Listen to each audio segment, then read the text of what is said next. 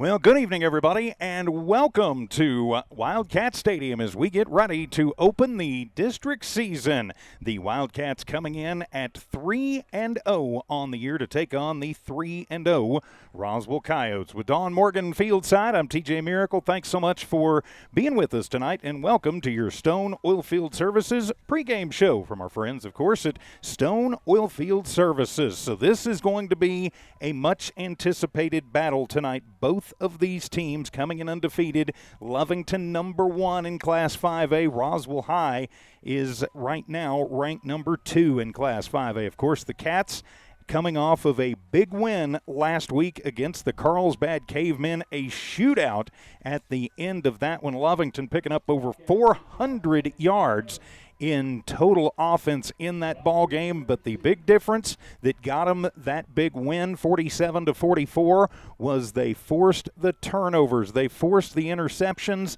and that made the difference. As Roswell High also had a tough one last week against the Hobbs Eagles, overtime there in Roswell. So looking forward to what should be a good game to start things off here tonight. We'll take a timeout. Stone Oilfield Services pregame show continues here in just a moment. This is Lovington Wildcat football on Z94 KZOR.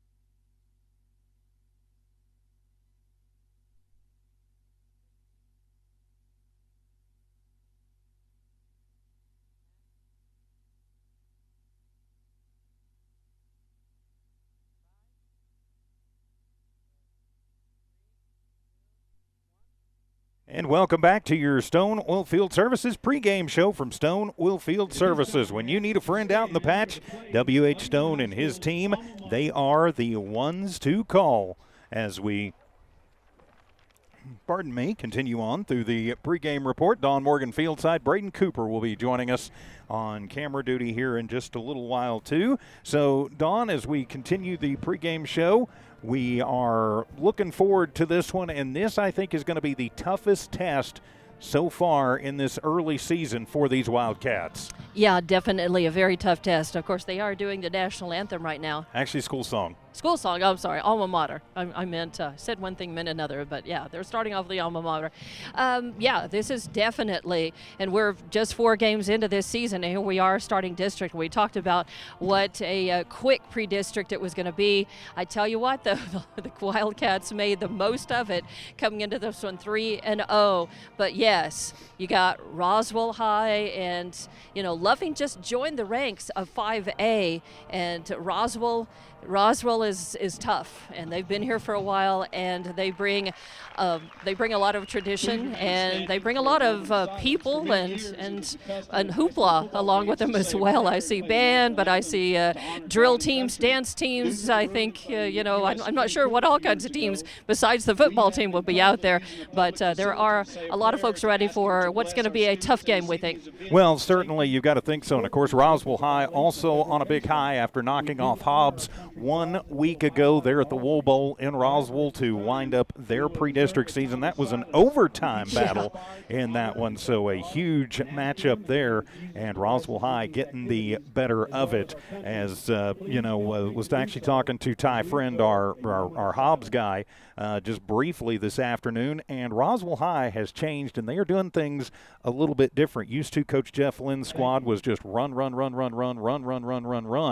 but very much not that way. They will still run it, but now they will also now they'll also throw passes, and we've talked about this before, as they like to just throw the little swing passes. They want to get linemen moving. They want to wear them out, and they want to get the ball in the hands of their skill players very quickly. Tonight is Military Appreciation Night here at Wildcat Stadium as we open district, as we've got, I believe it's the Lee County Sheriff's Department color guard out there with flags representing all 6 branches of the United States military, the Army, Navy, Air Force, Marine Corps, Coast Guard, and also now Space Force.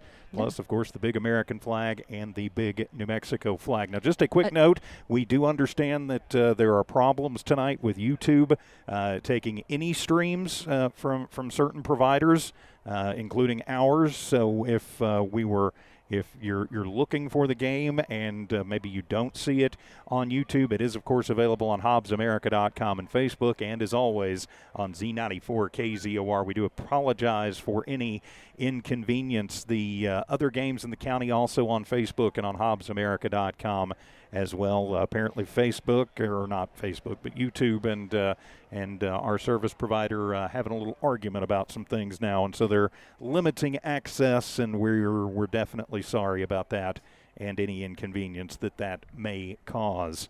As we continue on our Stone Oilfield Services pregame show. So we were talking a minute ago, Don, about what Roswell High is going to do on offense. They are going to try and spread Lovington out and then just run them out. They know that Lovington goes both ways. And one thing about this Roswell High team, too, and it's something Coach Lynn, I know, has been working on for the better part of a decade now, and you have to when you're Roswell High. He's built this team specifically to beat Artesia. And they went 1-1 against them last year. They beat them in district and then lost in the state championship game. Right. But they've, and he's looked at what Artesia does, and in a lot of ways, Lovington is pretty similar to what Artesia does. They're going to stretch out, they're going to throw the ball, and then they're going to run it to keep you honest. Well, everything Roswell High does is built to counter that. So they want to wear you out, wear you down, and just blow the doors off. And they did last year against this Lovington Wildcat team. So Lovington looking for a little revenge tonight, too. Yeah, definitely. By spreading it out, they're going to make Lovington spread out from one side of the field to the other, and therefore the theory is that weakens your defensive line and your offensive line, and it just creates a less effective defense against whatever you're doing. So they're definitely going to do that. And yes, by two-way players, we have so many of Lovington's starters on both defense and offense. They play both, whereas a team with a bigger roster, just like almost everybody except Lovington, especially in 5A now, has a bigger roster. They're deeper, so they have players who don't have to play offense and defense during the game, or they just play mostly on offense or defense or special teams. It's an or, not an and like Lovington. That means these Lovington guys, they're on the field a lot. They are working hard, and yes, teams know that, and so they try to count on being able to wear Lovington out, wear them down, and then come in with a flurry of their own, offense and scoring. But Lovington, despite other teams knowing that and trying to do that so far this season, Lovington has been able to, just come through somehow with a lot of conditioning and heart. But there could be a limit to that. Roswell's going to hope that there is a limit to that tonight and try to prove it.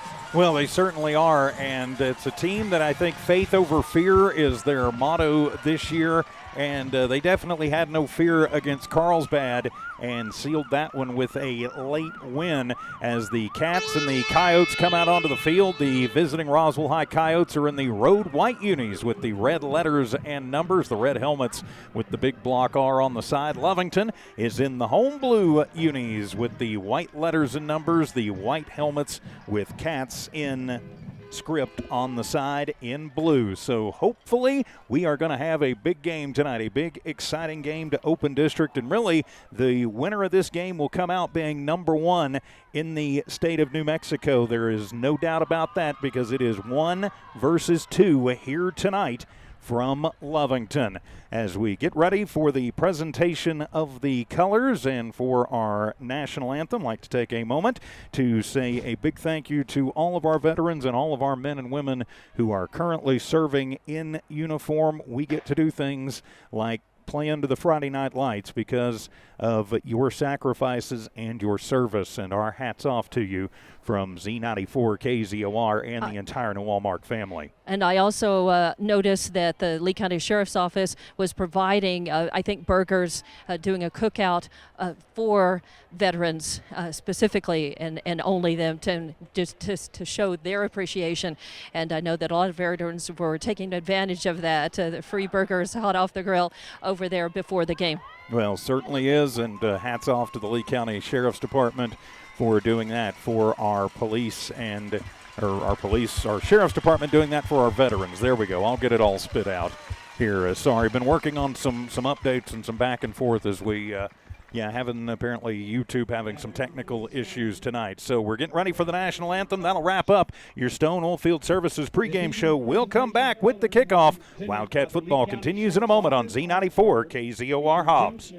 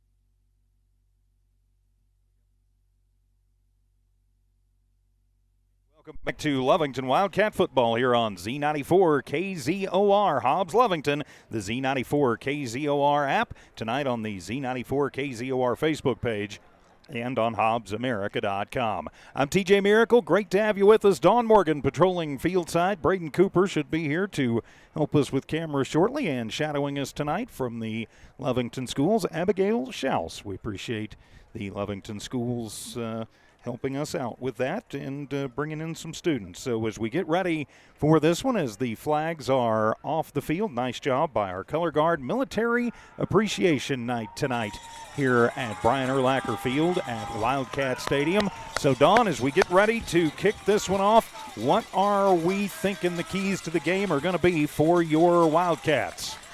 And my Wildcats too. Yeah, exactly. Ours. Yeah, defense is going to start things off. Lovington has fed off of the success of their defense for years now, and it has continued to serve them so far in this season. So they're going to need big defense starting off against Roswell here, as they won the toss but chose to let Roswell kick things off and then have the ball at right after halftime. So it's definitely going to be incumbent to try to stave Roswell off and keep them from scoring as long as possible, and to try to keep the ball out of their hands. So they, like the Wildcats, did a good job last week of keeping possession of the ball, keeping it out of the hands of Carlsbad, and therefore they did not have as much of a chance to launch offensive success and score on them. So they're just going to have to bring their A game in everything, defense, offense, and keep in there, keep fighting, and conditioning is definitely going to be key tonight. It's still warm down here too, by the way. Yeah, we're looking at 94 degrees at kickoff time, but at least we got a little breeze tonight. Colby Sanchez is back deep to receive the kick for the Roswell High Coyotes, and Roswell broke, I believe, 2 against Hobbs last week, one for a touchdown and one that went like 85, 86 yards that led to a quick score. So going to be incumbent for Lovington to stay in their lanes, especially on special teams here tonight. So Aranda will have it teed up at the 40. Cats are kicking off to the north end zone, and here we go. District 2024 is underway. The high end-over-end kick as Sanchez will field it at the 5, brings it out to the 10, to the 15, looking for some room, comes near side to the 20, where Lovington meets him and slams him down. Leading the charge for the Wildcats, Chase Terrell. He had a whale of a game last year, and he starts off on special teams tonight in a big way. Jacob Palomino will lead his troops out for the Roswell High Coyotes. Roswell, one of those teams that does not put statistics up, so just look for Mr. Everything. That is Jacob Palumbo. He runs it, he throws it, he hands it off. For all I know, he probably handles water duties on the sidelines too. So watch out for him. He'll come out in the shotgun. He will have a single deep back with him. One receiver left, one right, 2 in the game, and a option look, and Palumbo heads to the left side, but it'll be an offsides penalty on Lovington. They were anticipating and didn't get it quite right, and so the Cats jump, and you can't give Roswell a free 5 yards. No, you can't. They played a very, not penalty-free, but they did a good job against Carlsbad last week in limiting their own penalties, and that's going to be really one of the keys tonight as well, trying to play clean. To the 27-yard line. 2 tight end set as always. 2 receivers, one left, one right. Palumbo from the shotgun formation gets it. Option look, heads towards the left. Lovington cuts him off, brings it back to the right in pursuit, and he stiff arms Weiser as he crosses the 30-yard line. It'll be a pickup of 3 for Palumbo, and it will be a very manageable second down and 2. Took a while for that play to develop. I thought he wasn't going to be able to clear the Lovington line and pick up yardage. He managed to. Valente Herrera giving chase too, and that's what they want to do. They want to make the big boys up front run. Lovington going to have to keep a close eye on conditioning. Now they're going to bunch everybody in right at the line, second down and short. Single deep back behind Palumbo, goes up, changes the play at the line. Lovington looks like they are going to bring everything and the kitchen sink. Palumbo waits for it. He'll pitch it going out to the left side. Running back puts his shoulder down and gets about another 3 yards. Jalen Cloud. So number 2, Jalen Cloud getting the start. And he'll get 2 yards on the play. And make it 3 yards on the play, and it'll be enough for a Roswell High first down. So now they'll put 2 receivers, a twin out to the left side from the far hash mark. 2 tight ends in the game. They will move one of those tight ends. Fake the handoff. Palumbo with the option look. He'll pitch it to his tight end, but read and driven down, but a flag on the play in the backfield. As on that pitch, as they pitched it on that end around to number 25, and of course that's right in the fold of my roster here, so let me get that up. Abby Toscano. But it'll be a penalty against Roswell High. Tackle made by number 9, Rivero. Rivero on the stop. Good to have Chief Bridgeforth back on the PA system. Dawn, I didn't catch that penalty. Was it a hold? I don't know because my score bug was wigging out, and I'm still trying to get it to accept commands. So they move it back. It was only a 5-yard penalty, whatever it was. As a whistle sounds, as timeout taken, as Coach Bailey, I think, wants to know something. So I'm trying to think what could be a 5-yard penalty after the play gets underway, but I'm coming. Okay, now there we back, go. Yeah, holding's 10 yards, folks. Yeah, and that's what Coach wanted to have a word with Brett about, saying, wait a minute, I think something's wrong here. So it'll be 1st and 10, 3 receivers set, twins to the right, single receiver to the left. Roswell moving left to right on your radio dial. Palumbo with it, drops back, dumps it over into the far side, and looking for some room, and no room to run on the completion. Actually going to lose about a yard on that one. Nice work by Bronx Areola and Elijah Rivero in on that stop. Swung that out to Michael Lucero, number 34. But he loses a yard on the play, and so it'll bring up 2nd down and 21. 10:36 remaining, just underway here in the first. Coyotes and the Cats opening up the district season. 3 tight ends in the ball game.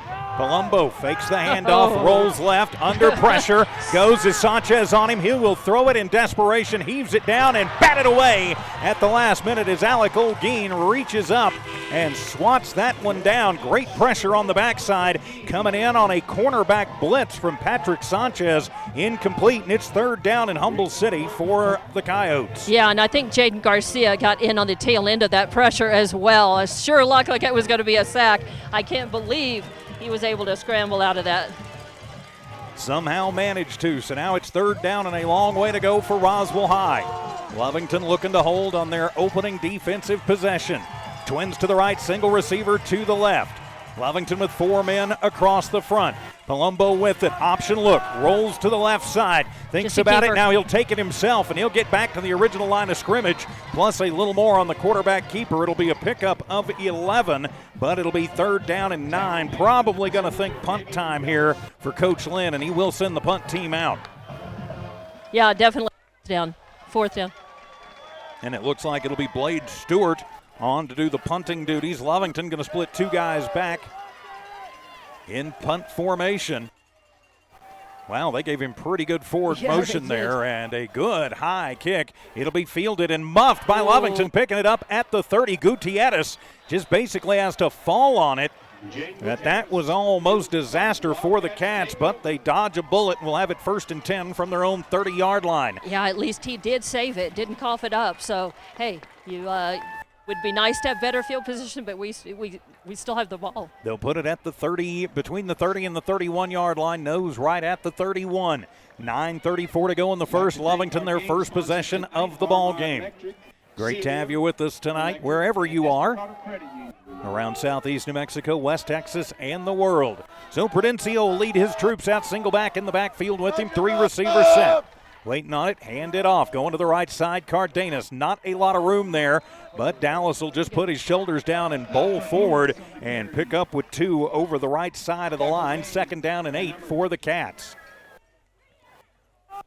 And if I'm not mistaken, Dawn, I do not believe that Cameron Ochoa is in the lineup again tonight. No, he is not. He went out as one of the captains. He went out for the coin toss, but he is not going to be, he's not suited up. He won't be in the game, but he is on the sidelines cheering. So it'll be 2nd down and 8 for the Wildcats. No score, just underway. District opener, number 1 Wildcats versus the number 2 Coyotes of Roswell High. Twins to the right side, single receiver to the left. Now they'll put a man in the slot. That's Cardenas, slot left side. Single back in the backfield. Prudencio back to pass. Pressured. Rolls to the right. Looking. Tosses underneath and incomplete. Under intense pressure was trying to get a little curl route completed over to the far side. Incomplete. Now it'll be 3rd and 8 for the Cats. And I was seeing that as on Roswell, giving him chase, and I don't see a 50 on the roster, but I could swear it is. It was number 50 who was right on his heels. There, so nope, they don't maybe have Anna T. Graham, their defensive end, but I'll have to double check that because I'm not sure I've seen a 51 out there. Or they may have just changed their roster at the last minute. That tends to happen quite a bit.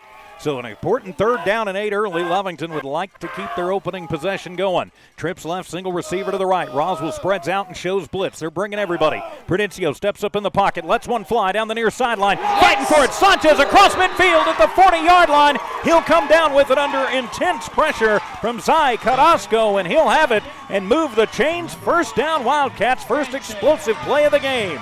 Talk about threading the needle. That was perfect. Sanchez, he leapt up at the perfect time to give him a little advantage over his defenders. And just great keep on that. 29-yard gain, and Lovington in Roswell territory. 8:23 to go in the first. 1st and 10 for the Wildcats. From the Coyote 39, Twins left, Twins right from the near hash mark.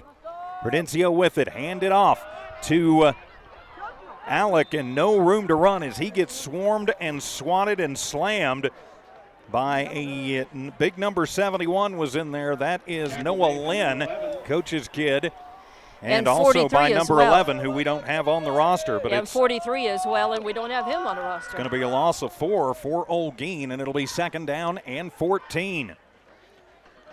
So back out to the Coyote 43-yard line, 7:44 remaining in the first.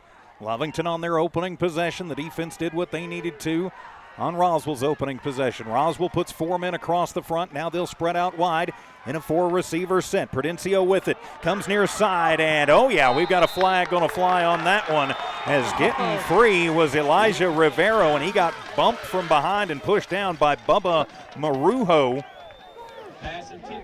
And so even though incomplete, it'll be a 15-yard penalty and an automatic 1st down for the Lovington Wildcats. It was pretty evident to everybody over here, and he let fly certain words when he got called for it, but he didn't get an extra call for that.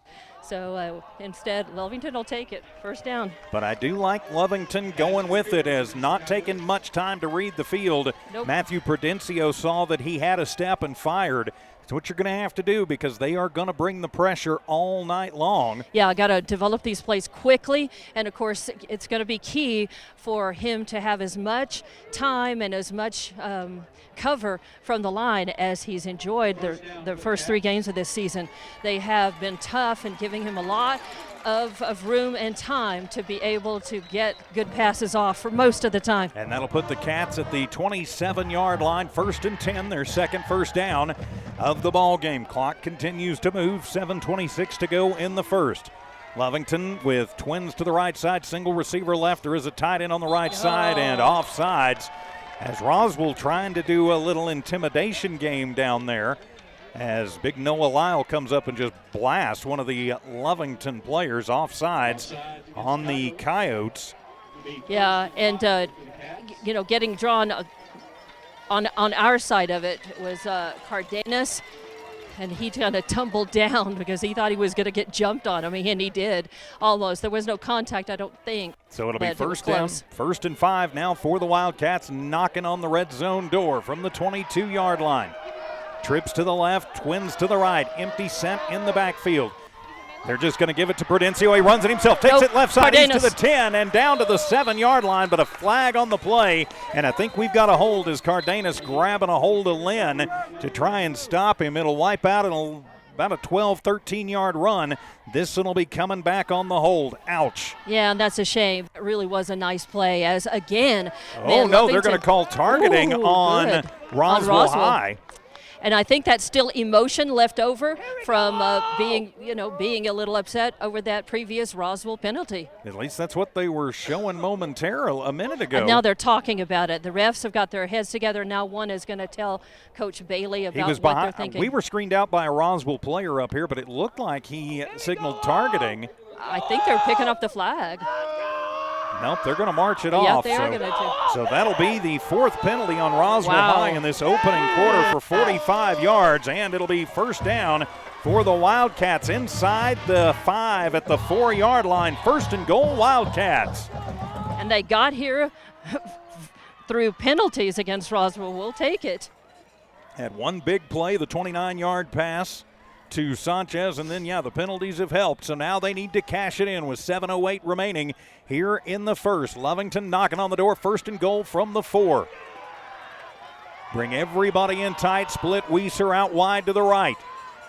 Cardenas on the left shoulder. Prudencio with the count. Hand it off. Cardenas starts it right, cuts it back left, and breaks through and put it in the end zone. 6 on the board.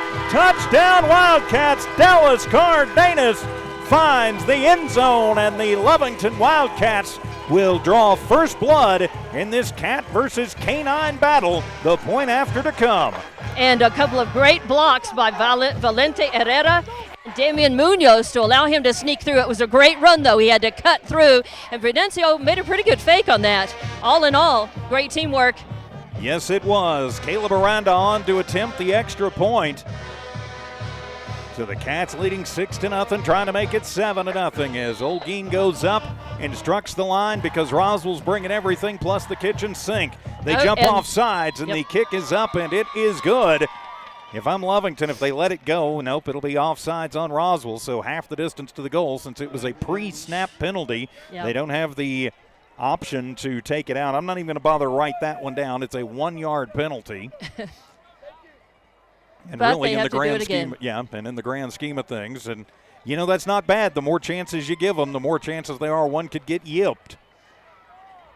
So we'll reset from the 1-yard line now on the offsides as Roswell having all kinds of problems. I'll go ahead and just make a note that I've got an extra penalty in there, but 5 penalties for 45 yards now on Roswell High. So the point after to come yet again. Aranda waits for it. Lynn tries to jump again. High snap handled by Olguin. He gets it down and boots it up. Aranda punches it through. And with 6:48 remaining in the first period, Lovington 7, Roswell High nothing. Wildcat football continues in 1 minute on Z94, KZOR, and the Z94 Facebook page.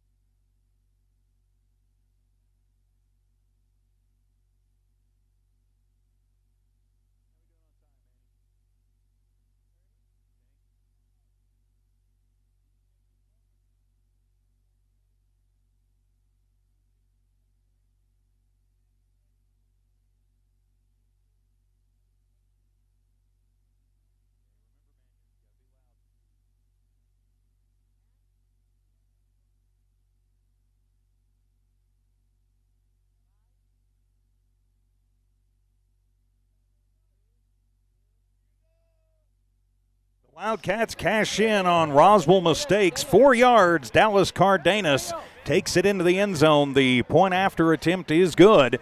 And with 6:48 to go in the first, Lovington takes the early 7-0 lead. I'm TJ Miracle high above Wildcat Stadium. Don Morgan patrolling Brian Urlacher Field tonight. Caleb Aranda has it teed up on the blue turf and will be booting it away. Lovington now with the 1 TD lead. As Caleb will put that one up, and it'll go through the back of the end zone, touchback, and out to the 20. Manny V and Evie Stuber in studio engineering and producing tonight. Braden Cooper on camera, and shadowing tonight is Abigail Schaus. And thank you for being with us. We are aware that there are problems with the YouTube, so tweet it out or put it on Facebook. Let people know they can still watch absolutely free on HobbsAmerica.com and on the Z94 KZOR Facebook page. Nothing we can do about it when YouTube decides it doesn't want to work. But we are aware of it. So Roswell will take over 1st and 10 from the 20. The option look, and it'll be a pitch out to the left side. And Lovington does a nice job staying home, and nowhere for that running back over there to go. That was Rendon Duran. Now Duran going to lose 3 yards on the play. And so Lovington so far has stayed in and made their assignments, Dawn. Yeah, looking so far so good. Lovington coming out really strong defense and offensively. They took a lot of time off the clock with that offensive possession as well. Now they're going to move out to a 2-receiver set. Send a man in motion. Hand it off and right up the gut, but nowhere to go for the running back. Gets back to the line before he is met by the big boys up front. And also getting the hand on that one was Javier Pondo. As that was, I believe, Duran once again. He'll get 2 yards back, and now it'll be 3rd down and 11. So 3rd and 11 for Roswell High. We are under the halfway mark of this first period. Lovington with the early 7-0 lead. Now trying to hold Roswell right where they're at. From the Coyote 19-yard line. Roswell going to come out in a 4-receiver set this time. Twins left, Twins right. They will have a tight end in the ball game. Over on the left side. Waiting for it, getting it, tossing it, and overthrowing everybody. Palumbo, I think, hearing footsteps. And Matt Castillo was the intended receiver downfield, but nice coverage by Patrick Sanchez. Let's see, Rivero, Ogin. A lot of folks over in the neighborhood. Good coverage there. Roswell does not like to throw the deep ball. They like to just do the quarterback option, the triple option. Throw something underneath and let their receivers or their backs run with it. Punter's back. So now the punter is back, and Gutierrez will be back deep for the Cats. It is a high booming kick into the Wildcat night sky. Fair catch, and a good move there for Jaden Gutierrez as he had gunners bearing down on him, including Abby Toscano. And that kid listed at 5'10", 165. Wouldn't want him running over me. I was going to say, I think they probably missed him by about 15 pounds or so, and he had a full head of steam going. So Lovington will take over just on their own side of midfield. 1st and 10 from the Wildcat 49, 5:10 remaining here in the first. Lovington in the lead 7-0, and so far 2 masterful defensive stands. So from the 49-yard line inside Wildcat territory, Prudencio will lead his squad back out onto the blue turf. 3-receiver set. Twins to the right, single receiver to the left, split backs in the backfield. Often this becomes a Wildcat. Now they're going to move a man into the slot. That is Cardenas. Prudencio with it, good snap, has time, throws it, has Sanchez across the 50, stiff arms a man at the 45, and then he'll be run out of bounds inside the 40 at the 38-yard line. It's a pickup of 13, Prudencio to Sanchez, and move the chains, 1st down Wildcats. Yeah, he stiff-armed Marujo, and then it was number 9 who pushed him out of bounds. We don't have a 9 on the roster. No, we do not. We've got 2 number 6s, but we don't have a 9. 6 is 12.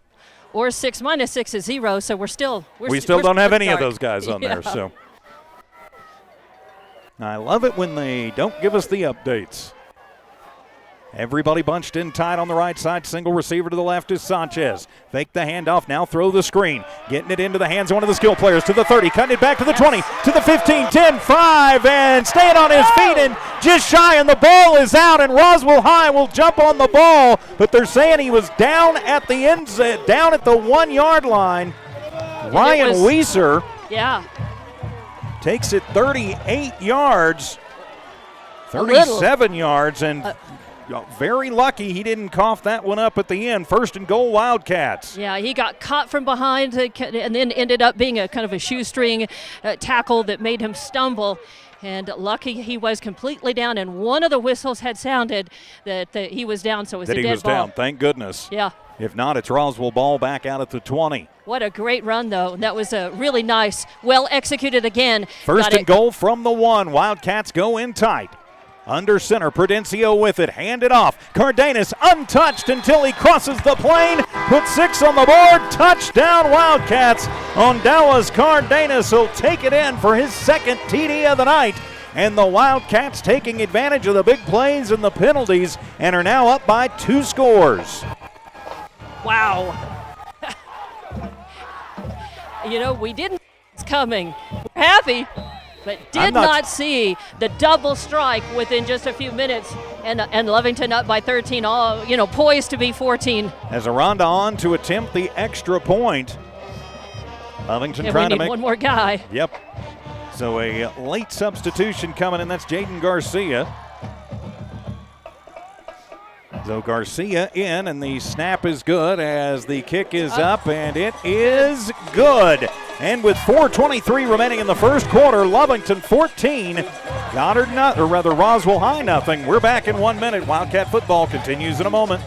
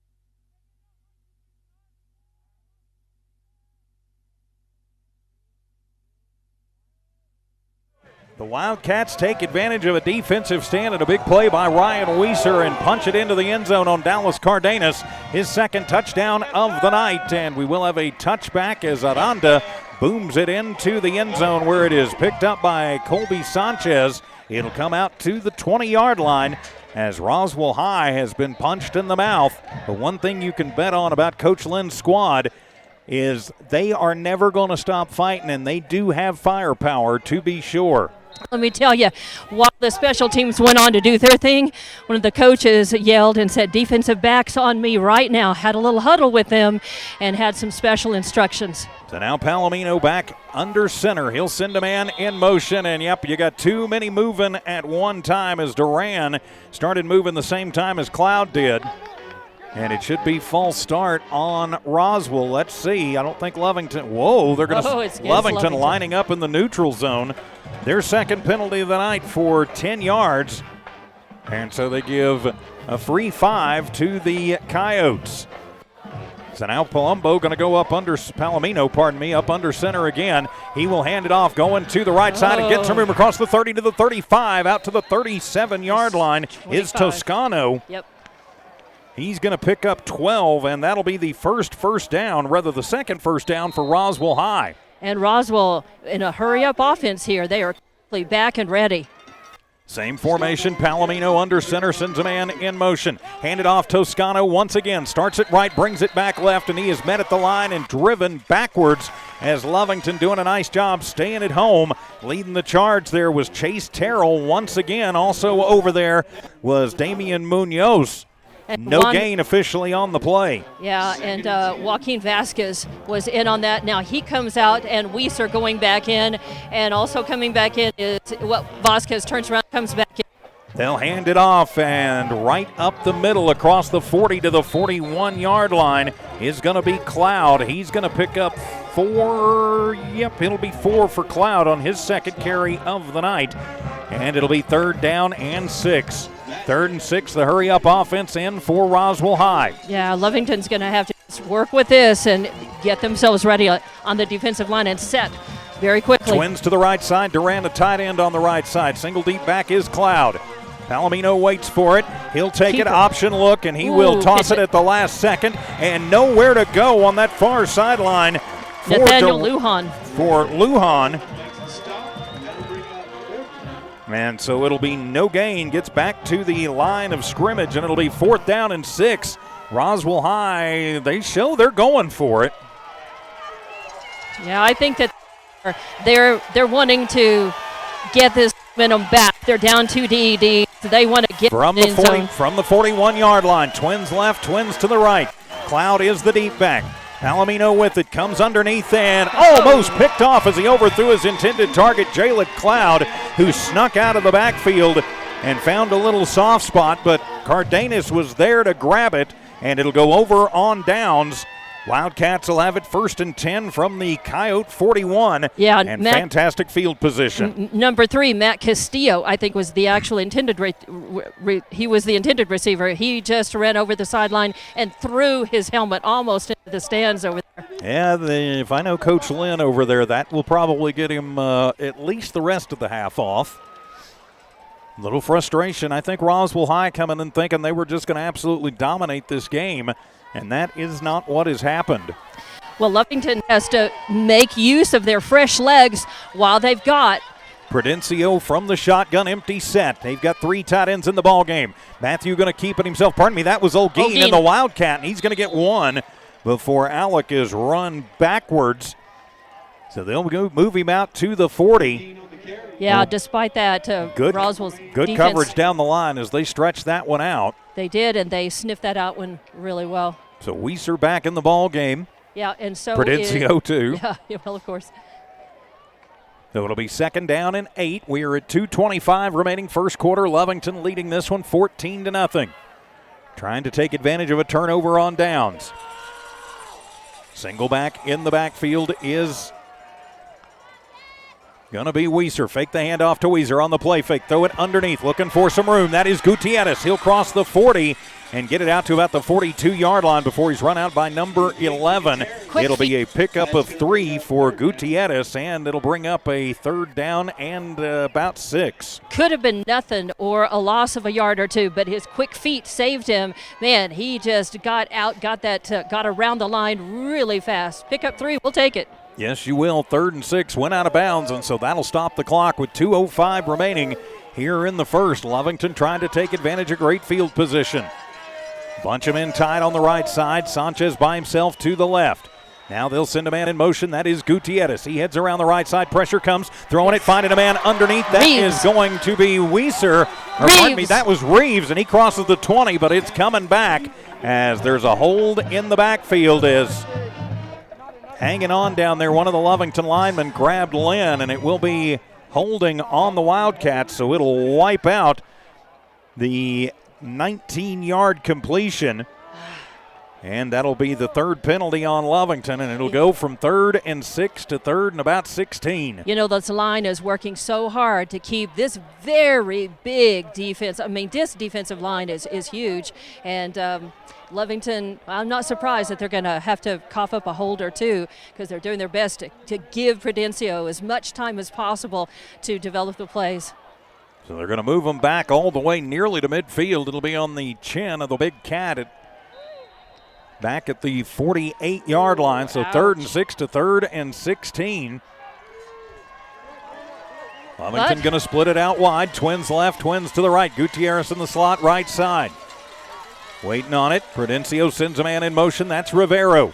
Prudencio with it. Pressure comes. Throws it across the middle. Has a man in stride to the 30, 25 to the 20. Foot race to Gutierrez down to the 10-yard line and move the chains. First down, Wildcats 38 yards to Jaden Gutierrez, and the Cats take it to 1st down and 10 from the 11. Woo! We talk about the big play, and that was a bullet, and that was nice. You know, what's helping is that every time he has a chance looking left to center to right, Prudencio has choices, options of where to throw it, and some really capable receivers. Prudencio over the century mark with that one, with 120 to his receivers. 1:18 to go, 1st and 10 from the 11.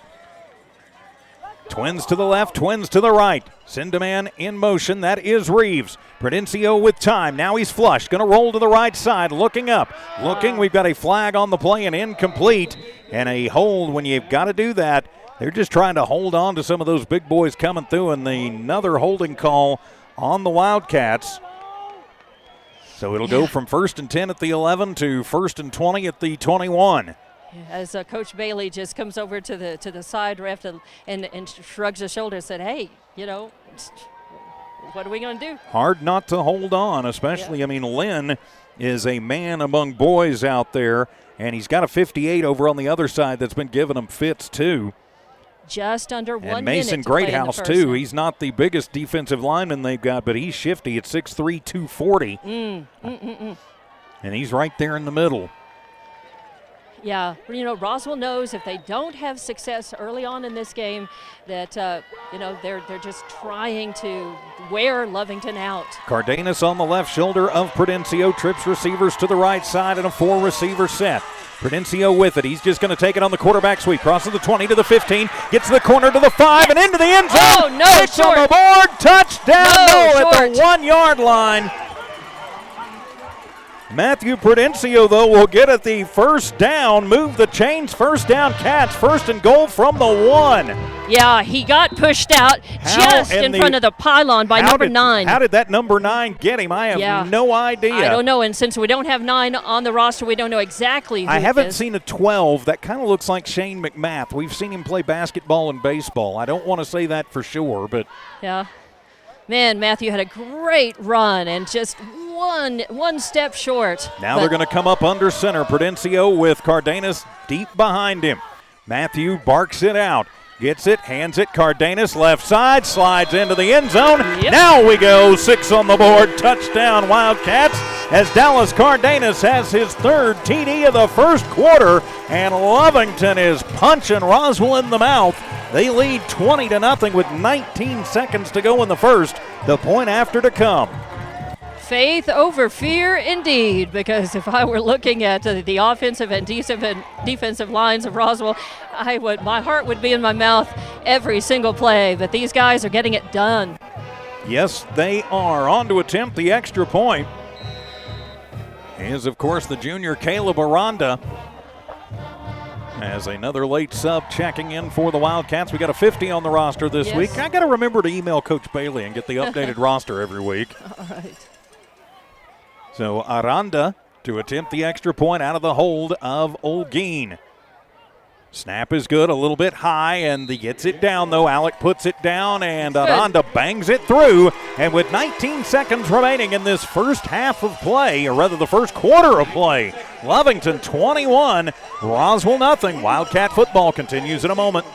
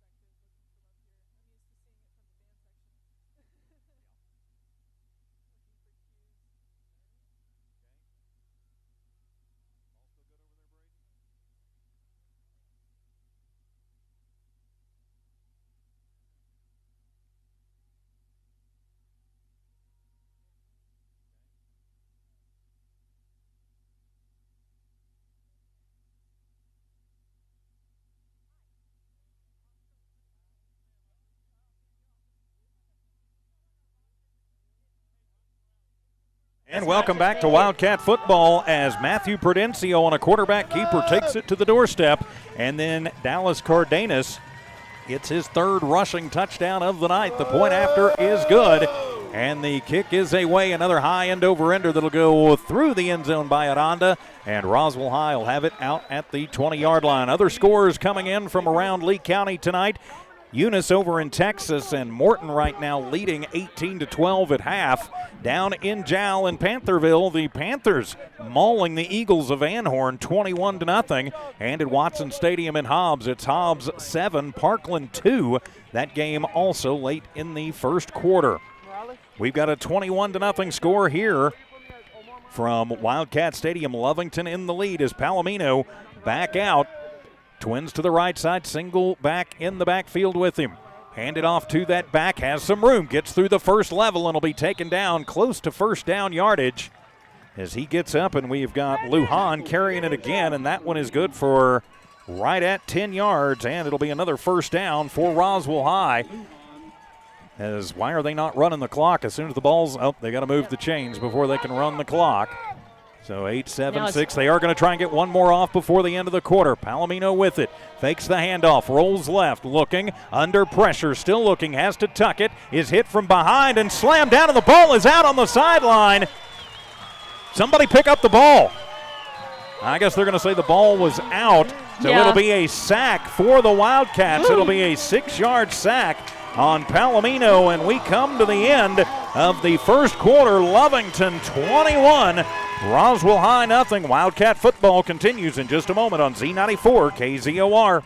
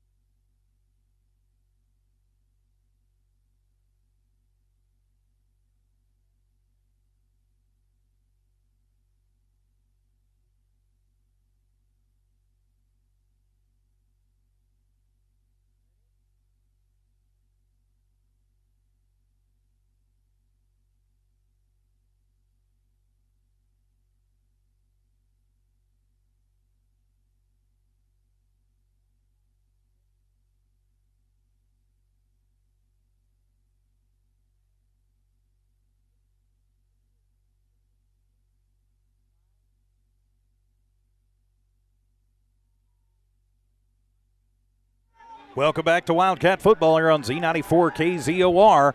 Also on the Z94 KZOR Facebook page and on HobbsAmerica.com. The YouTube pages are down tonight. So if you're listening, you might let all your friends and family know that the YouTube is down tonight.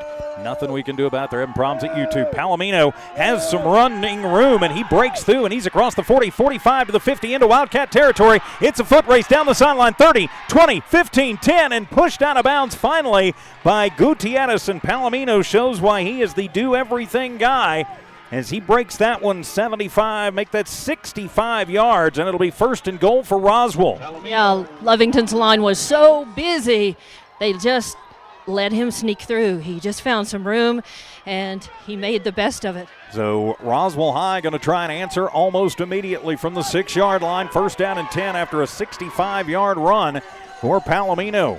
Living up to his name, he was on the Hosses, and they'll give it to Toscano. He leaps to the left side, gets down to about the 3-yard line before Lovington will gang tackle him there. So Toscano picks up 3. It'll be second and goal from the 3. Toscano 3 carries for 15 yards. And second and goal from the 3. But Lovington doing a nice job holding that one back. This will be 4-down territory for sure for Roswell High. Split a single man out wide to the left, deep back in the backfield with Palomino. Waiting on it, Palomino going to take it right side himself, and he'll go into the end zone from 3 yards out. Jacob Palomino puts Roswell High on the board a minute and 5 seconds into the second quarter. And it'll be a 21-6 ball game now. Did we have a late flag come in, or was that just the football or a towel or something on the far side? I think it was just a marker. However, there was a Roswell player who had hold of Kyler Reeves's shoulder, his jersey, and slung him around, I think, after the whistle. So on to attempt the point after will be Francisco Lara.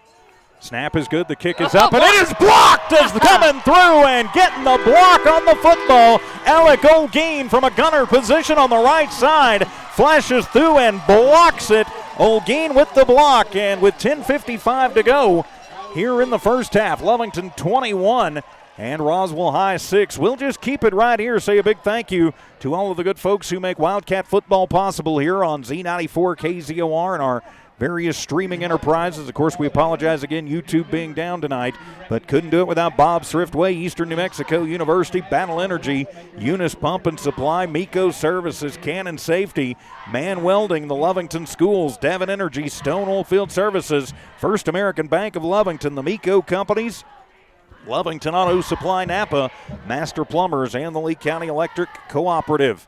High above Wildcat Stadium, I'm TJ Miracle. Don Morgan patrolling Brian Urlacher Field. Manny V and Evie Stuber keeping an eye and an ear on things back at One Radio Square. Braden Cooper on the camera and being shadowed tonight by Abigail Schaus. And thank you for being with us wherever you are on the radio or on the Facebook page or on HobbsAmerica.com or Boxcast.tv too. I believe you can also pick up the game right there, maybe on your TV, Boxcast.tv. Just search Lovington Sports.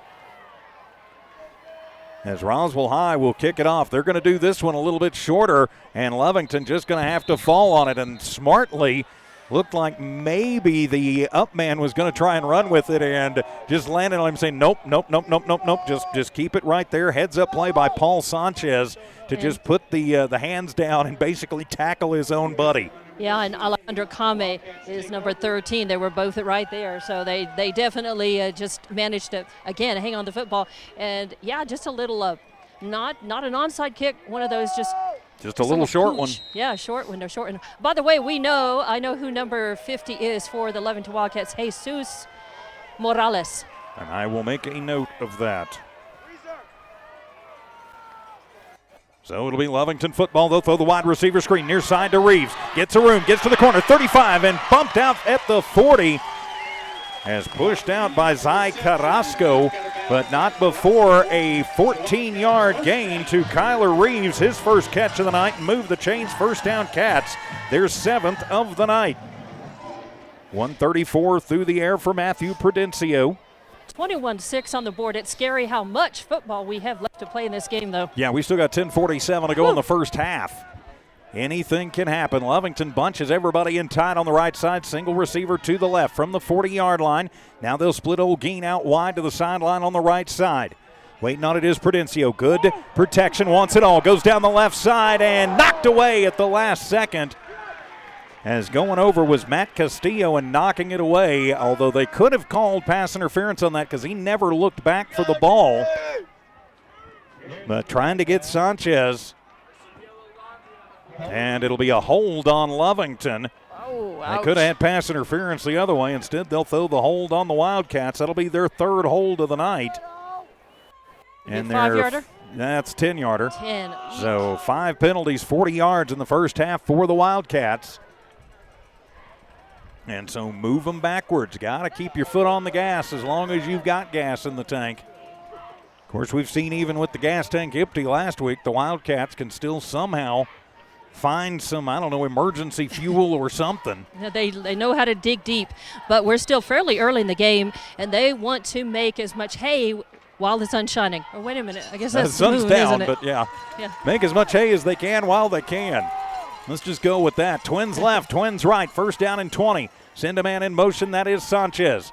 Waiting on it, Prudencio. Hand it off. Coming to the near side. Trying to get the corner is Olguin, and he is upended at the 30, and he is going to lose a yard as Alec gets blasted. Brutal tackle. Kyle Williams just absolutely knocks him completely off of everything. Yeah. They're going to give him back to the line of scrimmage. No more. 3 carries, -3 yards for Alec. And now it'll be 2nd down and 20 for the Cats. As they really need to not stall out here. It's not such a bad idea to Roswell's done a nice job stretching those have. plays out, not giving Lovington any seams to cut it back into. Cardenas is the deep back, Twins to the left, Twins to the right. From the near hash mark, Roswell shows blitz. Mencio with it, delayed handoff, and then throws it under dangerous pass, trying to get Gutierrez. And that was knocked away by Carrasco. Yeah, Zai Carrasco on that. He came in just at the last second, put his body between the ball, and that is just the 2nd incompletion of the night for Matthew Prudencio. He completed 6 in a row. Prior to that, he is now 6 of 8 for 134 yards, but it's an important 3rd and 20 now. 9:50 to go in the first half. You've got to think Roswell feeling like maybe they've got a little momentum back after getting that score. Lovington will bring it, 2 receivers left, 2 to the right. With it, Prudencio back, pressured, comes near side. Gonna tuck it. No, he's not. Now he tosses. We'll have another hold on the play, and they will throw it complete to Kyler Reeves for 11 yards.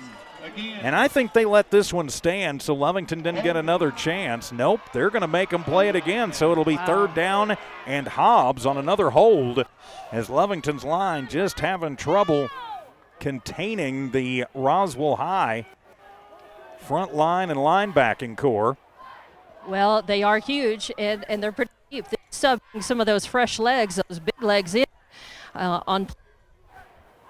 So now it's 3rd and 30. They've got to get right to midfield. So 3rd down and 30 for the Wildcats. I think this is officially 3rd and Hobbs. If it gets any further back, it'll be 3rd and Eunice. But if Lovington can convert, if they can convert, oh my goodness. Blow the roof off of Well, the roof is already off. Well, that's true. It's an outdoor stadium. If nothing else, what you would want to do is at least get 5-10 yards there. That way you've got more room for Sanchez to kick it away. He is a very good punter, but even 10 yards would let you flip the field effectively, get it from about the 30 to about the 30. Yeah, this is a good time for Lovington fans to really stand up and make some noise. Give that offense some support. That line. Third down and somewhere in the central time zone. Send a man in motion from the left to the right. Back to pass. Prudencio with it. Pressured. Rolls left. Another hold as Matthew throws it underneath and incomplete. And another holding call on the Wildcats, I've got to think. He was just trying to connect with Gutierrez. And it will be face mask on Lovington. Oh. No, but it was holding. He just put his hand up by his mask, and are they going to make him do it again? Yep. Wow. I think I would have taken the result of that play and let him punt it, but that's not what Coach Lynn's thinking. Wow. So now it's 3rd and 40. Or did they decline it? No. You're saying they did. Yep. Nope. It's 3rd and it's. Is Roswell High saying, no, we declined it. And there was no signal. Unless the white cap signals it, there is no, it's not official. But okay, so they're going to wave that one off and take the result of the play. So it'll be incomplete, and it'll be 4th down and a long way to go. And punt time for the Cats with 9.5 minutes to go in the first half. Send the gunner in motion from the left to the right. That's Sanchez. And the kick is up and away. It is a high wobbler going to be fielded back at the 45. As coming is Castillo. He's going all the way across the field looking for a seam. Cuts it back across the middle. Is hit from behind as he crosses back into Lovington territory. It'll be 1st and 10 from the 44 as Castillo returns at 12 yards. Runs about 65 to get the 12, but puts Roswell High inside Lovington territory with 9:17 to go in the first. Lovington up by 15. I think Aiden Nunez on that stop, and also number 23 as well. We don't have a 23 on the roster. I'll try to pump him down. So it'll be 1st and 10 from the 44-yard line officially for Roswell High. Inside Wildcat territory. The penalty bug striking hard on Lovington in that last offensive possession. Now up to the defense again. Don't give up the big play. Palomino is the quarterback. He's back to pass. Going to be pressured. Throws it underneath. Has a man looking for some room. Gets away from one. Can't get away from 2 or 3. As dumps that one out to Estrada. And it was Weiser who came up behind and made the stop. And he's actually going to lose a yard on the play. And so it'll be 2nd down and 11. Ball back to the 45-yard line. Stays in bounds. Clock keeps moving. Each team both with 3 timeouts still. And I say that and then whistles blow. Yeah, Jaden Garcia also in on that stop. We were waiting on the proper football to come back in. Got to keep them out and keep them wiped off and like they need to be. They may be checking something on that football. Well, they may. We don't need a deflate gate here. No, and sometimes, you know, the seam will just kind of get ripped up, or some of the rough on it will come up and be a problem. So they switch the footballs out, and all right football's back in play, and we are back to it. 2 receivers to the left side, hand it off. A little stutter step, Toscano, and he's going to take it over the right guard and get 3 on it, just blasting through. Toscano now 4 carries for 18 yards, and it is 3rd down and 8 for the Roswell High Coyotes. Yeah, nice stop, a nice sniff out there, and the guys that were in on that stop included Sanchez and Reeve. So 3rd and 8 as the coaching staff exhorting the Lovington faithful to get up and get loud. Cats still lead big as the defense chance starts. Blitz comes, they'll pitch it out, and that one is going to get away, and just having to dive on it to save it is Lujan. And so Lujan saves it, but he loses 2 on the play, and it'll be 4th down and 11. And I've got to think Coach Lynn's going for it. He does. Well, he's sending the punt team out. Watch the fake. Okay. Watch the fake. They burned us with it. I think they've burned us with it at least once a year the last 10 years. Once a game. Might be a pooch kick here. Nope, they're going to put Palomino back in the shotgun on 4th down and a short 11, a long 10. Palomino with it. Down the far sideline, wants it all, has a man running and overthrows, incomplete. And over on downs, the Wildcats will take it back. The defense holds once again. Nice coverage downfield. You cannot see through the sea of players. I want to see that was Patrick.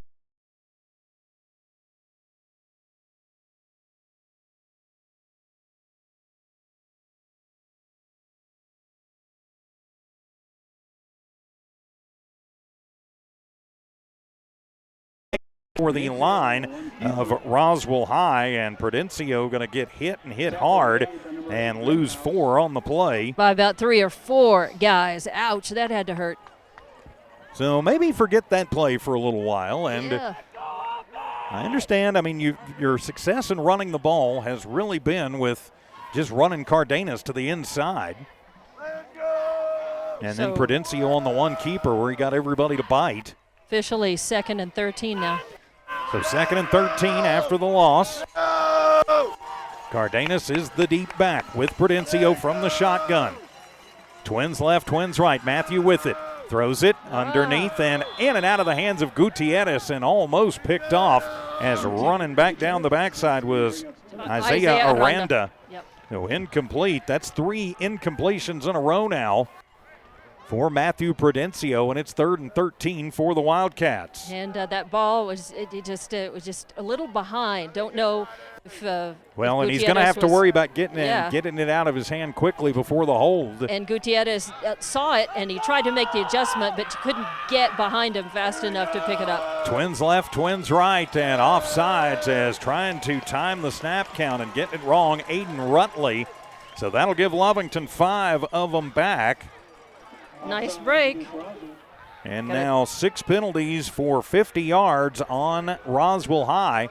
So makes it a little more doable. Now 3rd down and 8 for the Cats. Need to take advantage of this. Still with 6:29 remaining in the first half of play. Yeah, we've had a lot happen so far in this one. A lot of action. A lot of action so far. So the Cats going to take their time. 15 seconds left on the play clock as they'll bring it to the line. Bunch everybody tight right side, single receiver to the left. Roswell High shows pressure. Hand it off. Cardenas has a hole. The 50, 45 to the 40, and finally going to be suplexed down by Mason Greathouse. No, Matt Castillo, actually. Matt Castillo, okay. But not before he picks up another 13 yards and move the chains. First down, Cats. They're 8th of the night. That was beautiful. Cardenas just sneaked in. He had a couple of nice key block, and he followed it and just ran that seam until he got brought down. So now on the Roswell High 40, Lovington with a new set of downs to work with. From the far hash mark, Lovington moving towards the south end zone. Keeping it himself, Prudencio goes across the 40, still on his feet out to about the 40, or rather the 37-yard line. Yeah, they stood him up for a long time. Yes, they did. 3-yard gain for Prudencio. It was a hard way, though. Hey, if you take him where you can get him, and I think didn't give him a lot of forward momentum, only 2 officially. Ooh. So it'll be 2nd down and 8. You don't want your quarterback taking hits like that for 2 yards. Nope. As Weiser will check in as Cardenas comes out. Man, the line is working hard. The backs are working hard. Everybody is working hard tonight. It's storm down here, just a little bit of a breeze. And these Cats, well, they're working. Trips to the right, single receiver left, empty set in the backfield. And it is the Wildcat to Weiser, and he gets back to the line of scrimmage and nowhere to go for Rhino. So no gain on the keeper, as they split Prudencio and put him in the slot on the right side. And so now it'll be 3rd down and 8 for Lovington. Yeah, it was their number 50 who got to him, I think, just about the fastest. We don't have that 50 on the roster. We know who our 50 is now. But we don't know who their 50 is. Nope. I can't run over to the sidelines on their side and ask. I think it's okay. I guess I could. So it'll be 3rd down and a long 8, short 9 for Lovington.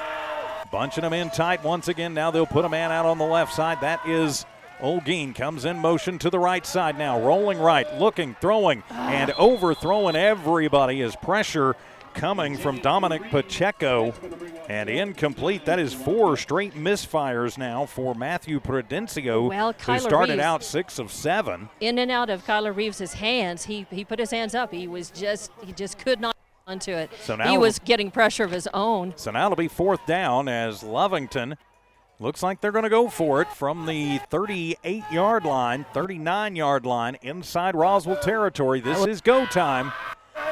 So the Cats going to come out in a 5-receiver set. So they put Olguin in the slot on the left side. Roswell High shows blitz. They jump. And so from 4th down and 9 to 4th down and 4 makes it a much more manageable thing for the Wildcats trying to convert this 4th down. Very important. And this opens up the playbook. You've got more options here. I think they're going to go ahead and keep the empty set in the backfield out there. That's what it's looking like. Short Yes, yardage, but a very important conversion here. And they will put Dallas on the left shoulder of Prudencio. Prudencio waits for it, barks out the hard count, doesn't get Roswell to jump that time. Still 5 seconds left on the play clock. Prudencio changes the play. Roswell changes out. They'll give it on the direct snap. Nope, that'll be Prudencio. Guns it underneath. Complete to Reeves across the 30 to the 27-yard line. 7 yards to Kyler Reeves and move the chains. 1st down, Wildcats. Man, he had Zai Carrasco all over him. He's got glue on those mitts, I think, because he held on to that one. And Lovington would love to punch one in right here. We are down under 4 minutes to go here in the first half of play because they will also have the ball to start the second half. So from the 27-yard line, 1st down and 10, Lovington and Roswell High each with all 3 timeouts remaining. As the signal's going in. Yep, really nice work by Prudencio to find Reeves. And Reeves had to put his hand straight up and reach him up, but he held on to it for dear life. Twins left, single receiver to the right. Hand it off. Cardenas looking right side. Has Olguin across the 20 down to about the 18-yard line. Going to be close to the 1st down. I think he's going to be a little bit short. It'll be 9 yards for Alec, but still a 9-yard gain, and it'll be 2nd down and 1. Got a good block, and Alec was able to just find a little seam and sneak through. So 2nd and a long 1 now for the Cats. Yeah, really nice run. Olguin doing his little patented zigzag, quick feet, just slid through. And if it wasn't for the big boys up front, especially on that side, Valente Herrera got a good block on Lynn, who was sliding down the defensive line. That doesn't happen. 2nd and 1 as whistles sound and timeout going to be taken by Coach Bailey. I like this timeout with 2.5 minutes to go. 2nd down and 1 for the Wildcats. We're back in 30 seconds. Wildcat football continues in a moment on KZOR.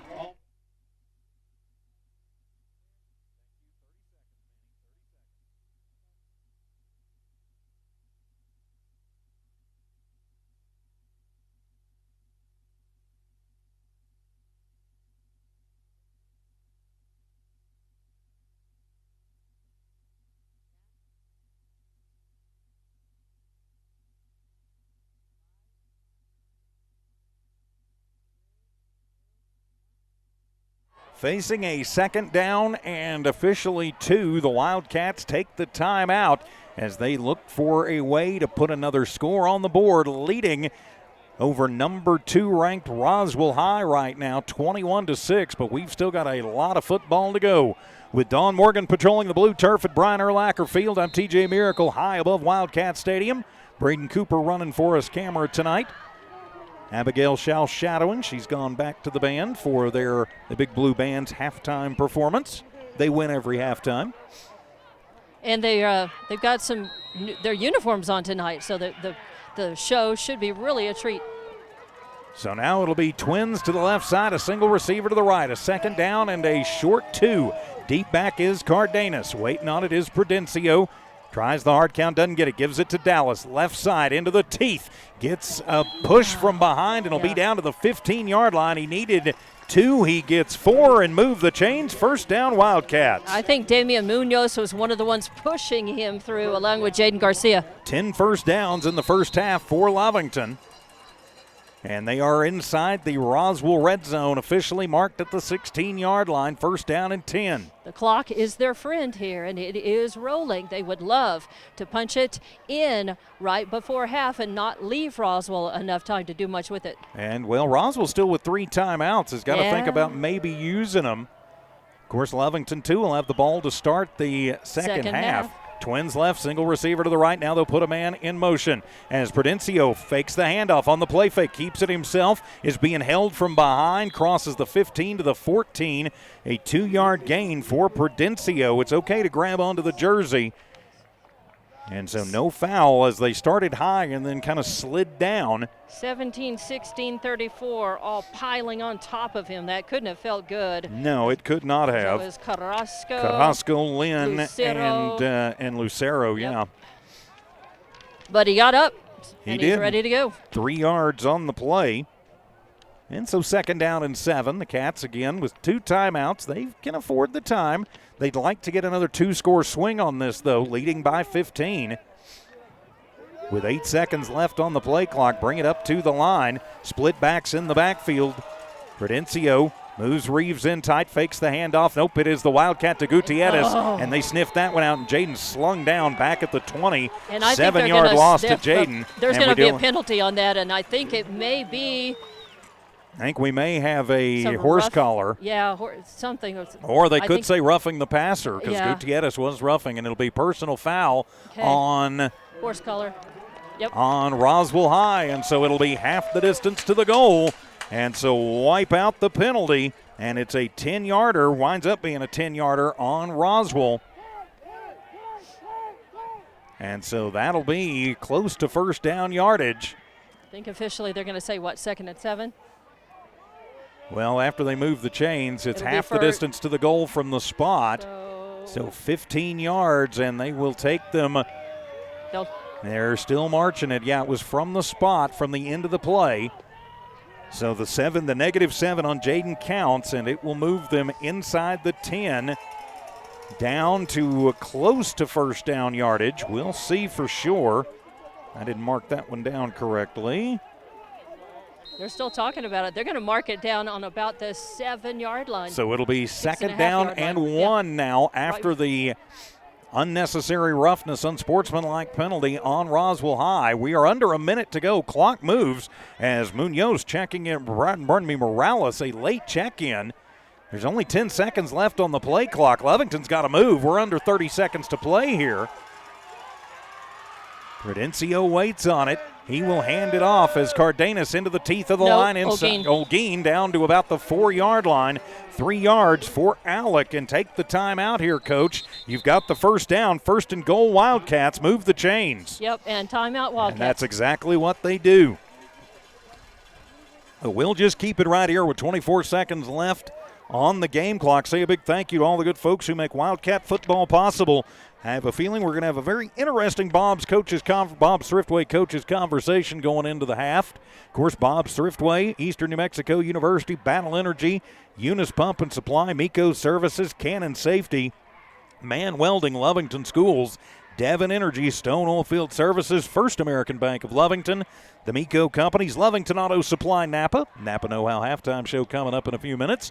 Also Master Plumbers and the Lee County Electric Cooperative, making Wildcat football possible here on Z94 and on all the various streaming platforms. So 1st and goal from the 3 for the Wildcats with 24 seconds remaining here in this first half of play. You're good. And a 15-point lead, Lovington trying to add to it. No, they've got 4 shots from right here to do it. Right on the 3-yard line. 2 receivers left, a single receiver to the right. Waiting on it, faking the handoff. Prudencio rolls right, throws it across the middle, has a man, and puts 6 on the board. Touchdown, Wildcats. Patrick Sanchez from 3 yards. Rivero at the 9 and the 5 looks suspiciously the same. Yeah. And he but got then that we've off. got a late flag, and it'll be personal foul, roughing the passer on Roswell. I was going to say, he got that off just in time, but he had number 8, Greathouse, right on him. And that, I think they can enforce that roughing the passer penalty on the kickoff, which is what you would want to do, because then you can boom it out of the back of the end zone. Right. That is 85 penalty yards on 8 penalties for Roswell High in this first half. They can't believe they're just getting manhandled here. It's 27-6. Back to a 21-point lead, the point after to come. The Wildcats have come out in fuego. Roswell High looking like, I don't know, somebody just ran over their kitten.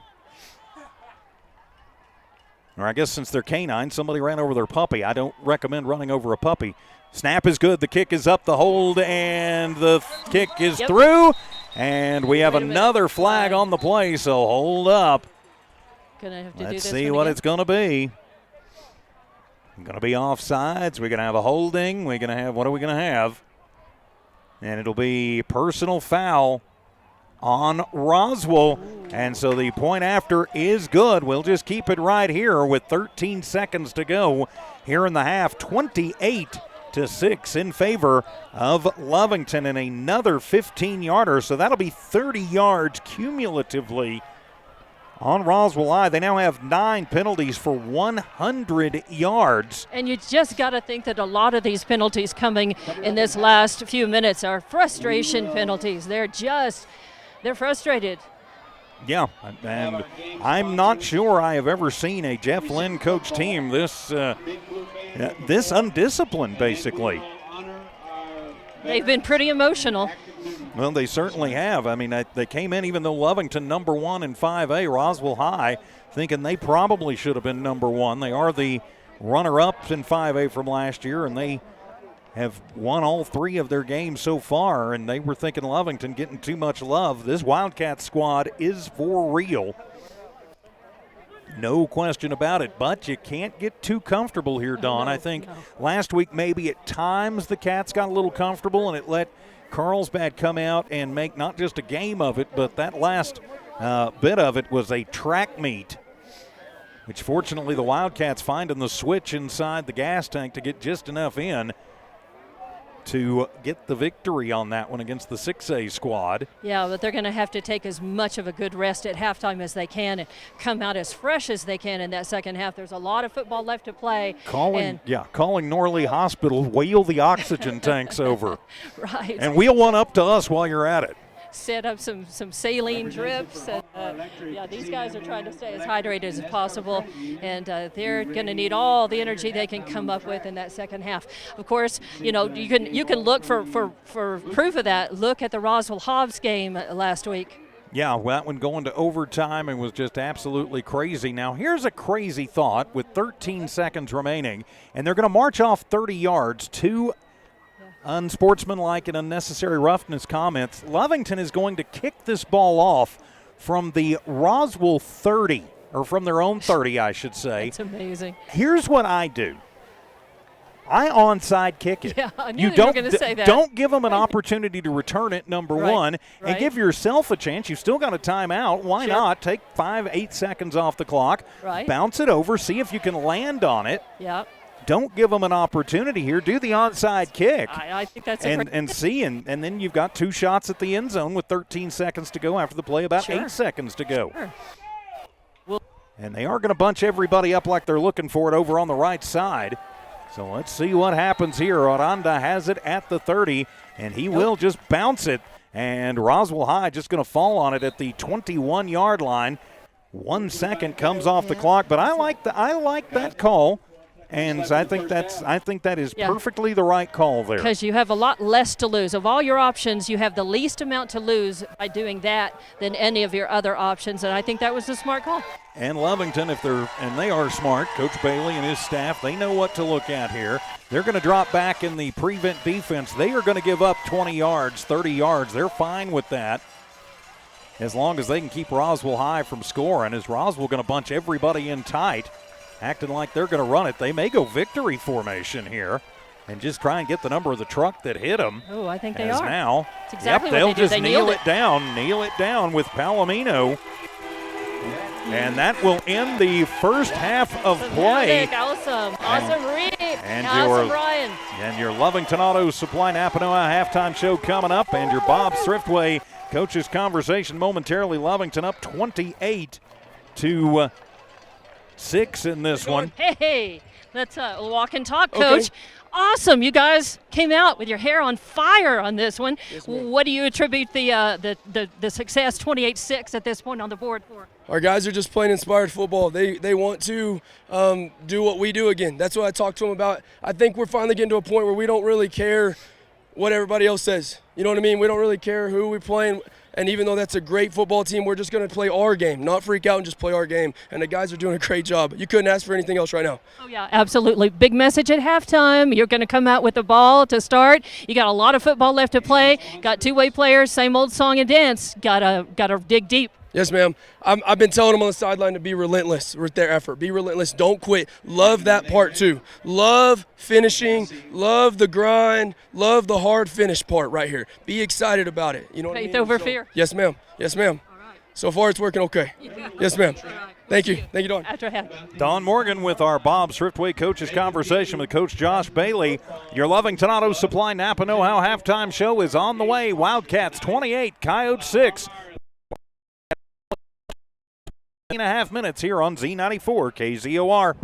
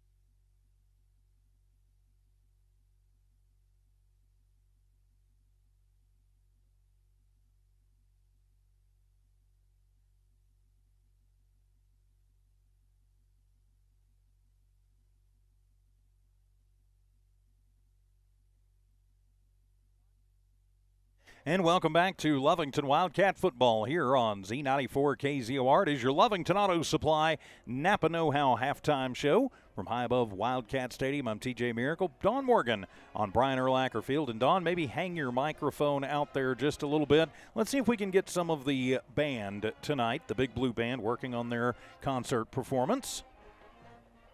So if you would. There it is. Perfect.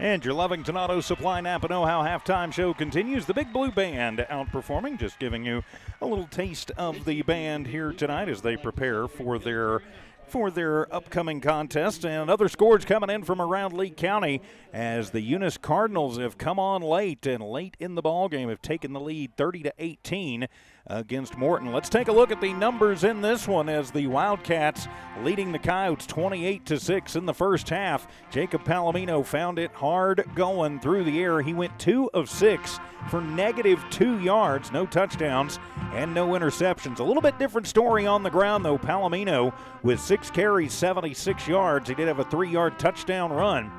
He was sacked once for -6 yards. As Abby Toscano, 4 carries for 18 yards. You've got Jalen Clayton, 2 carries for 7 yards. Lujan, 3 carries, 8 yards. And Duran, 2 carries for -2 yards. 108 on the ground, cumulatively -2 through the air. Gives you 106 total for Roswell High. They were flagged 10 times for 100 yards in that first half. No points in the first, 6 in the second. A point after blocked by Alec Olguin. Roswell High held to just 4 first downs in the first half. For your Lovington Wildcats, Matthew Prudencia goes 8 of 13, 144 yards, no touchdowns and no INTs. On the ground, Dallas Cardenas, 6 carries, 25 yards, but half of his carries have found the end zone. 3 touchdowns for Dallas Cardenas in that first half. Or pardon me, I lied on that other one. As 8 of 13, 144, 1 touchdown to Elijah Rivero. There we go. And no INTs. Alec Olguin, 5 carries, 9 yards. Matthew Prudencio, 4 carries, 23 yards. More importantly, he was not sacked in that first half. Patrick Sanchez has bailed Prudencio out a couple of times. 2 catches, 42 yards. Kyler, 41 yards. Jaden Gutierrez. Kyler Reeves, a couple catches, 21 yards. Ryan Weiser, 1 catch, 37 yards. And Rivero, even though pretty quiet tonight, 1 catch for 3 yards. That 3 yards got him the touchdown. So big doings for Lovington. So Don Morgan, Lovington Auto Supply, Napa Know-How halftime show. You're winning by 22, but Roswell is going to come out, and you've got to think they're going to be loaded. I would say for Bear, but in this case, they're going to be loaded for Cat, specifically Wildcat. Yeah, exactly. And they're going to be gunning for Lovington, like Lovington probably hasn't had a target on their back all season long. And and they've had that target, we've thought, but nothing like they're going to face from Roswell in the second half. Roswell is they're feeling it. They were so emotional that last 10 minutes, not of clock time, but 10 minutes real time of that second quarter. And frustrated, lots of creating and committing lots of penalties, and just out of sheer frustration because they were so far down on the clock. So this game, they can change that, in not very much time at all, because they're big guys and they're a talented football team, and Lovington has just gotten in their heads as well as just having beaten them on the field, and they have used some of those frustration penalties to their advantage. Lovington making some mistakes. Hasn't been a perfect first half, but it's been a darn good one as far as points on the board. And now Lovington has to keep their feet on the gas, but they're going to have to do that while they're gassed physically, and you're just going to have to dig deep and come up with it like they've been doing the last 3 games. As it's going to be a battle this second half. And I think they did themselves a huge favor by putting up 28 points on the board in that first half and limiting Roswell to just the 6. Well, I think you're huge. Yeah, you're absolutely right. I think keys to the second half, Lovington Auto Supply, Napa Know-How, keys to the second half for me. On offense, you have the ball to start the second half. You must score. A touchdown would be preferable, but you need more points on the board. You must score on this first drive. Roswell, I've noticed, is running a lot of players 2 ways too, and so that negates some of that advantage. But you have to eat time, and you cannot come away with this from this first possession with no points. Absolutely going to be key on the offensive side. On the defensive side, you have to keep doing what you're doing. They've been playing extremely disciplined. They're staying in their lanes. They're staying on their men. They're not over-pursuing. Sometimes that's kind of been one of the Achilles heels for the Wildcats, especially against the run, is they tend to swarm and over-pursue, and then all of a sudden nobody's there. They found that only one time, and that was when Palomino rolled out and found himself all by himself and scampered 65 yards. Other than that, they have limited the big plays on defense. They've got to continue to not go for the glory, just do your job. Special teams, they've done a nice job on that too, but again, that comes down for your defenders. Stay in your lane.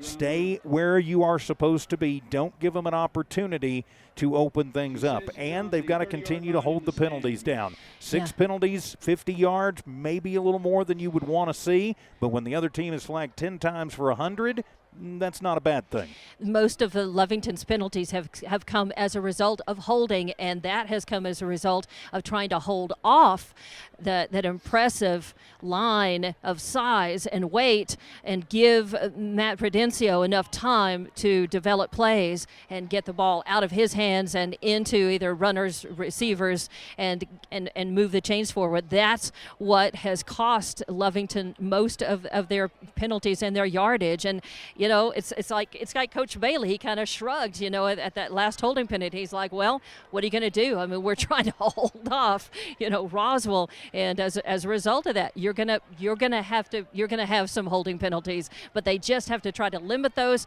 and continue to try to find success without the penalties. Well, you're absolutely right. Now, a way you can kind of cut down on those penalties is keep running the ball. I know, you hear 50 running yards. Boy, that's not much. But when you add that up over 2 halves, well, that's the century mark. That's kind of the minimum you want to get in a ball game, in a high school game, minimum 100 yards. Well, you're on pace for that. That also helps you control the time, and it gets your offensive line out of the clutches, the defensive line and the linebackers faster. And you can also do, and they did some of this with limited success, but success nonetheless, and that is just throw the little wide receiver or tight end screens, just get them out there. That way, again, your line is not in contact with their line long enough to maybe get the hold. I've known a couple of NCAA refs for years. They ref in the Big 12 and the Big Sky and also the Big 10 occasionally, and he said you could call a hold on every play if you wanted to. It's just making it not so obvious and making it to where it's not as going to affect the play. So get rid of the ball quickly, and that will help you minimize those penalties, Dawn. I think you're exactly right on that. Absolutely. And Matt, for a lot of the time, has been able to get rid of that ball, especially early on. I noticed that in the first quarter, he was able to get rid of the ball a lot quicker. In the second quarter, slowed down a little bit here and there. So some of this is fatigue. It could be, as the Cats breaking back out onto the field through the big blue Wildcat in the north end zone. That'll wrap up our Lovington Auto Supply Napa Know-How halftime show from Lovington Auto Supply, 217 West Avenue D in Lovington. When you need the Napa Know-How for your car, and trust me, my friends, you will, get it from the good folks at Lovington Auto Supply. Lovington Auto Supply in Napa, get up and go. And we go to the second half after this 2-minute timeout. Wildcat football continues in a moment on Z94 KZOR.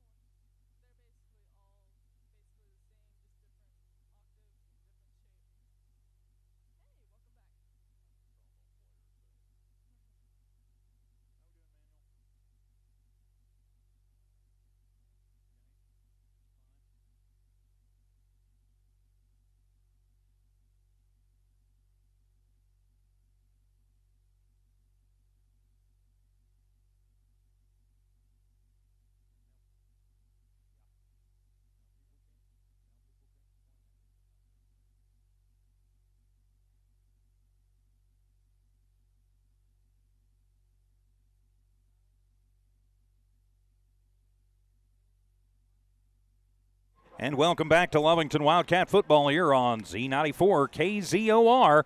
Alongside Dawn Morgan, I'm TJ Miracle. Manny V and Evie Stuber in studio engineering and producing. Braden Cooper running the camera tonight.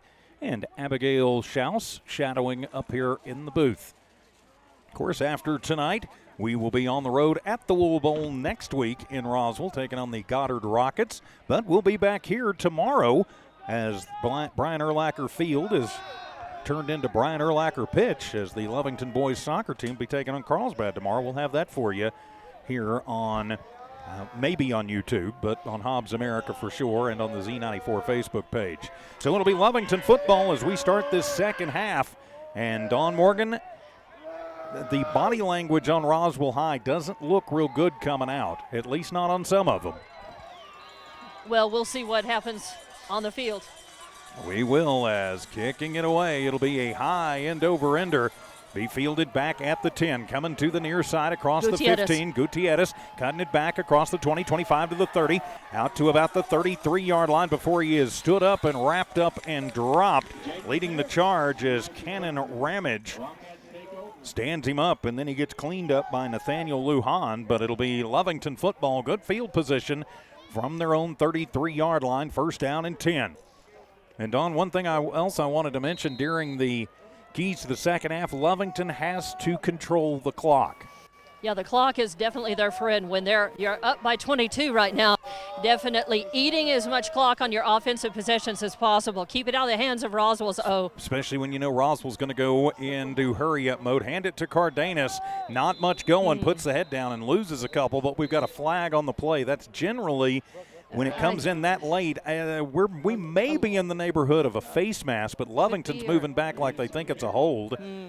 And it will be holding on Lovington.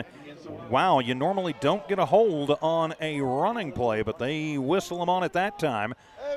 So it'll go from 1st and 10 to 1st and 20. Yowza. Another hold this time on, and that's not what you want to start going backwards. No, not a good way to start the second half. Lovington, the Roswell faithful are very happy about that after their team getting clocked for so many penalties right before the first half. So Lovington going to bunch them up tight on the right side. Single receiver to the left. Prudencio going to move Cardenas over to the left side as well. Lovington moving right to left on your radio dial. Now Cardenas in motion. Prudencio with it, rolls to the right, looks, fires, has a man in stride at the 30, down to the 34-yard line. Pickup of 11. That was Reeves, I believe. Yes, it was. So Reeves, his third catch of the night. It's good for 11, and that gets it back. What you just lost, second down and 9. 155 through the air now for Prudencio. Reeves, 3 catches for 32 yards. And again, I like that he tossed it quickly. He rolled to buy a little time and then threw it over, and Reeves was there to get it. Twins left, twins to the right. Rivero in the slot on the left side. Cardenas is the deep back with Prudencio. They will throw the wide receiver screen to Sanchez. He almost gets the corner. I think if he doesn't cut that one back, he's got about another 10 yards. He was slung down by number 43, and I don't have a 43 on the roster. And number 11. It's and good for 4. We don't have an 11 either. So good for 4 to Patrick Sanchez. His third catch of the night for 46 yards, and it'll be 3rd down and 5. Important 3rd and 5. You want to keep control of the clock. You're up by 22. But Roswell is explosive, and we already know they are going to be in the hurry-up offense. And you've got to think here, if Lovington can find a way to keep this drive alive and to score on this possession, I don't know that it would break Roswell, but it would sure make them think. Back to pass, dump it underneath. Reeves with it, with some room across the 40, 45 to the 50, and it's to the 40. It's a foot race. 30, 20, 15, 10, 5. Put it in the end zone. 6 on the board. Touchdown, Wildcats. Kyler Reeves takes it 68 yards to the house. We talked about the importance of getting the ball out of Prudencio's hands to a receiver. That was lightning quick, and that helped Reeves break through and get that open field in front of him. And Lovington strikes first in the second half. 68 yards and to the house. Prudencio now with 2. Math is not my strong suit quickly. 226 through the air. 100 of them have come to Kyler Reeves. And now Caleb Aranda on to attempt the extra point. Out of the hold of Alec Olguin. Snap is a little high. Olguin gets it down, and Aranda sends it through the night sky and through the uprights. And with 9:49 remaining here in the third quarter, Lovington 36, Roswell High 6. We're back in a minute. Wildcat football continues in a moment.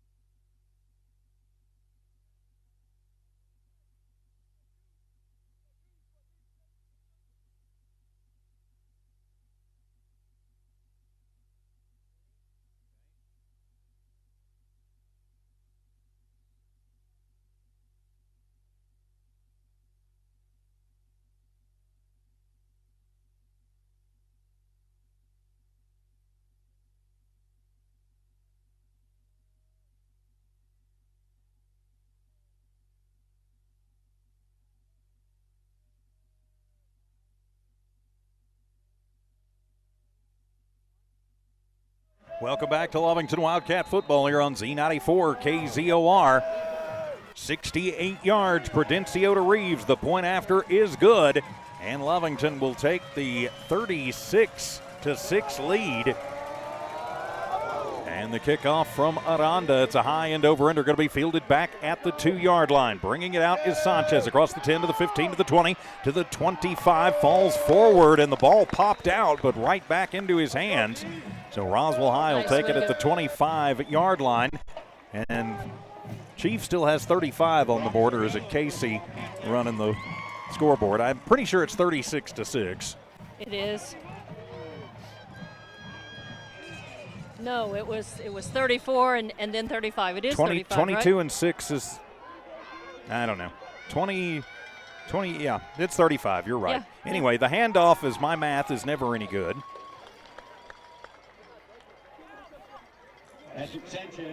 So the handoff will be good for 3 yards. And I believe that was Toscano. And you're right, it is 35. I was thinking a 2-pointer somewhere. Yeah, because so 35-6. 28-6 is 34 plus the PAT. Yeah, you are 35. correct. I'm crazy, but we already knew that. So the handoff as Toscano comes to the near, pardon me, that's Duran, and he gets upended at the 30, and the ball is out, and Lovington says they've got it. I think it was whistled I think they'd already whistled it dead, yeah. yep. So it'll be a pickup of 1 for Duran. That gets him back to even on the night, no yardage. And it'll be an important 3rd down and 4 for this Roswell High team. 8:49 remaining in the 3rd. Roswell going to go with a single back in the backfield, as that's going to be Cloud. Back to pass. Palomino looking. Now his protection breaks down. Comes near side. Directs traffic. Flushed. Fires over the head of his intended target as he was trying to get Sanchez coming down the near sideline. And so it'll be 4th down and 7, and a late flag coming in and holding on Lovington. Are you kidding me? That flag came in. The whistle had been blown for about 15 minutes. Wow. Coach Bailey is questioning. And a defensive holding. Like, hold on. Coach Bailey saying just sit down. Don't worry about it. Moving on. So, yeah, just let them go. So give them the free 1st down. Their 5th first down of the ball game, 1st of the half. I don't remember the last time I saw a defensive holding in high school football. I just don't. You can call it. It's in the book. But to throw it at, literally probably 6 seconds after the play ends, I don't understand that one. Oh, bad And it's snap. a bad snap, and Palomino going to have to get on the horse, take it left side, and he is going to go down behind the line. Great coverage by the Wildcats. Elijah Rivero bringing him down, as he slipped the turf. And he's going to lose 4. 2nd down and 14 on the blown play. It won't be a sack. Yeah, it was a high, bad snap. Went off to the side, out of his hands. And he stays in bounds, so that'll keep the clock moving as we hit 8 minutes remaining here in the half, or rather in the quarter. I'm trying to move this game along too fast. You're in Roswell's camp there. Everybody bunches on the right side.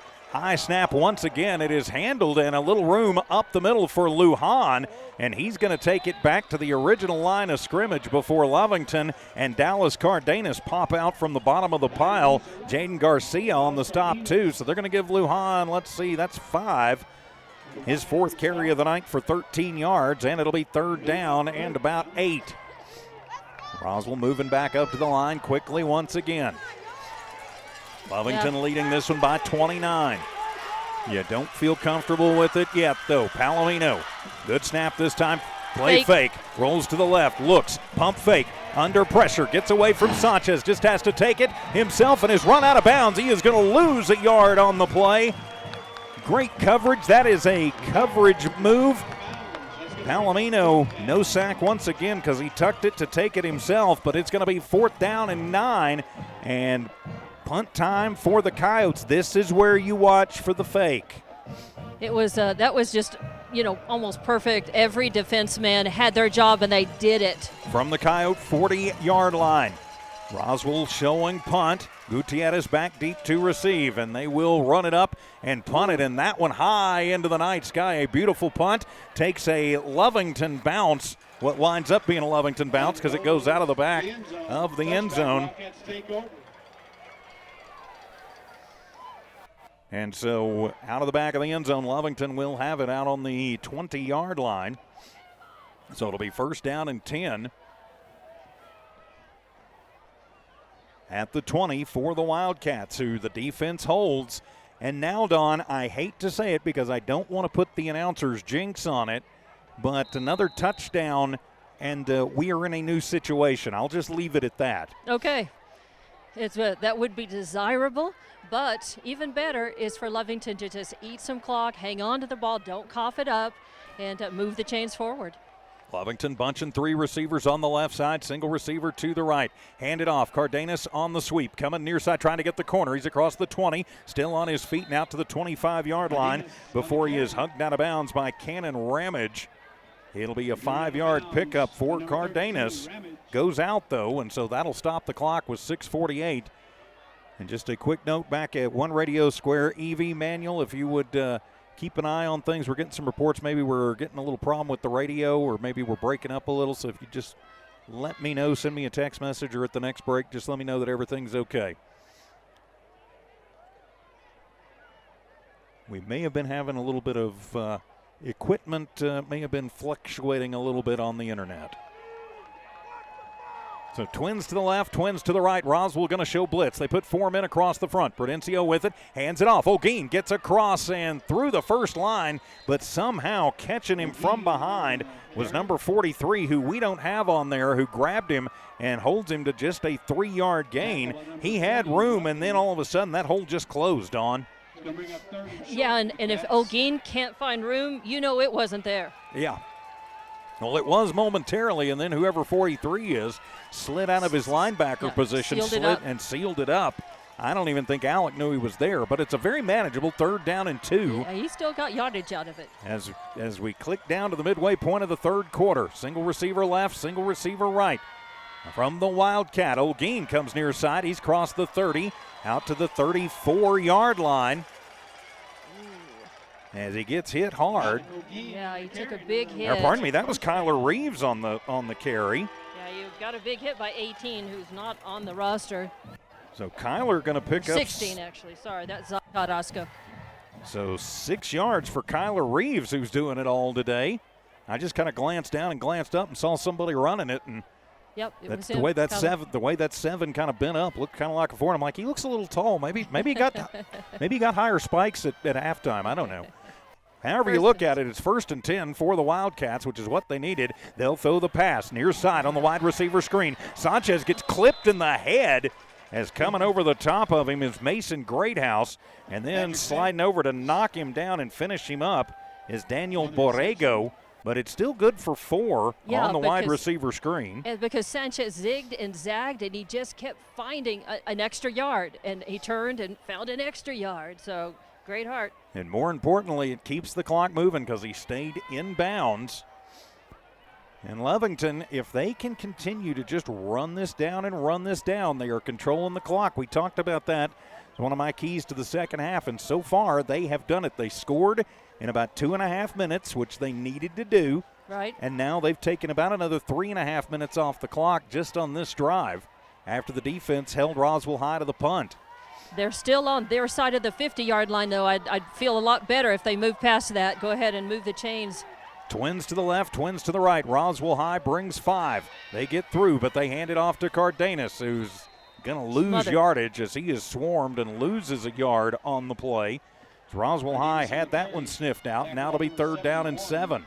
These 3rd downs so important, and I know that one of the folks on the sideline turned around the last time that Lovington was at 3rd down and more yardage than this, and said, "Come on, crowd!" Trying to get the Lovington stands to realize 3rd down, it's important. Let's make some noise, support the team, and really rock the stadium here. So it'll be 3rd down and 7. 4 minutes remaining here in the 3rd quarter. 10 seconds left on the play clock. Everybody bunched in tight. Single receiver to the left side is Sanchez. Now they'll split a man out wide to the left. That is Gutierrez with time. Prudencio finds a man wide open at the 50, to the 45, to the 40, to the 30. It's a foot race down the sideline. 20, 15, 10, 5, and out of bounds at the 2-yard line. Well, we've got it. We've Kyler Reeves, but it's coming back. We're going to have a hold back at the line of scrimmage. So Kyler Reeves is going to get a 63-yarder wiped off the board on a hold. And let's see, and we will have illegal motion on Lovington. And I thought Gutierrez was on the move, was still moving before the snap, and so that'll wipe the 63-yarder off of the board and move it back. So it'll go from 3rd and 7 to 3rd and 12. I think maybe I run that same play. Of course, Kyler Reeves is going to be gassed. He needs to come find the oxygen bottle, and he kind of bends over like, yeah, I got hit for my problem too. But yeah, I thought Gutierrez was still in motion. This isn't Canadian football, unfortunately, where you do get to have a man in motion moving, but you can't do that in high school. All right, so 3rd and 17 now? So it'll be 3rd and 12, just a 5-yard penalty. All right, that's good. 9 penalties, 75 yards on the Wildcats. Trips to the left, single receiver to the right, deep back in the backfield. Prudencio calls for it, has it. Steps back, looks, throws it on the little crossing route to Rivero. And he is across the 35 out to the 37. He gets him back, gets the 5-yard penalty back. But no more than that. That was Rivero. Oh, yeah. And so it'll be 4th down for the Cats. Not the worst thing in the world. They burned an awful lot of time off the clock, and they will send the punt unit out. Yep, you're right. The 9 and the 5 that time. They've got Matt Castillo back deep to receive. I'm not sure. Maybe I don't send it as far down and then see if I can angle it out. Don't give them a chance for a return here. As they did, they've killed a lot of time, so they'll send a gunner in motion. And Sanchez just going to send it up, and it is going to angle, going to bounce at the 30, and then Lovington comes over and will down it as it takes a Roswell bounce to the 31-yard line. Good coverage down the field. No chance for Roswell High to move it through. No, and it did look like it was headed, to bounce out, but it bounced back inside as well. But still, nice boot, nice punt.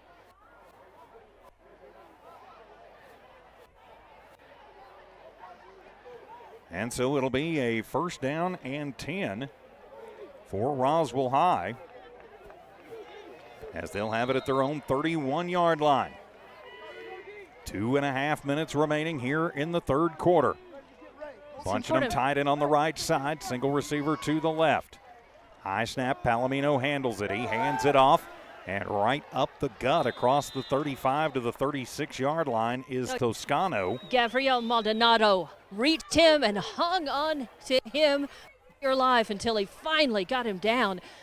Took him a couple, 3 yards to be able to bring him down, but nice, good for Maldonado to stay on that. So it'll be 2nd down and 5 as checking into the ball game is Jaden Garcia. As Maldonado comes out. So it'll be 2nd down and 5. Twins to the left, single receiver to the right from the near hash mark. Deep back is Toscano. They will hand it off. Nope, fake the handoff. Palomino throws it and gets it between 2 targets, incomplete. And it'll be 3rd down now and 5 for Roswell High. Lovington's defense has got to continue to play like they're not, 29 points ahead here. There are worse things than giving up a score, but you want to hang tough and don't give Roswell anything. Don't let them have a chance to build some momentum. And, you've still got more than a quarter of football to play. So on an important 3rd down and 5, high snap, fake the handoff. They'll go on the end around. This one to Castillo. Gets away from 1, doesn't get away from 2, and he is dropped back behind the line. as the end around to Castillo is going to lose them 8 yards, and it'll be punt time for the Coyotes with 1:35 remaining here in this third quarter. Elijah Rivera was looking around like he got shoved and shoved hard back there, and no flag, nothing. He's looked around, and one of the coaches on the side has taken up his cause with the ref over here as well. The ref is like, nope, no man, no flag. And so it'll be 4th down and 13. As a high snap, their punter will get to it and send it away. That kid has got a leg.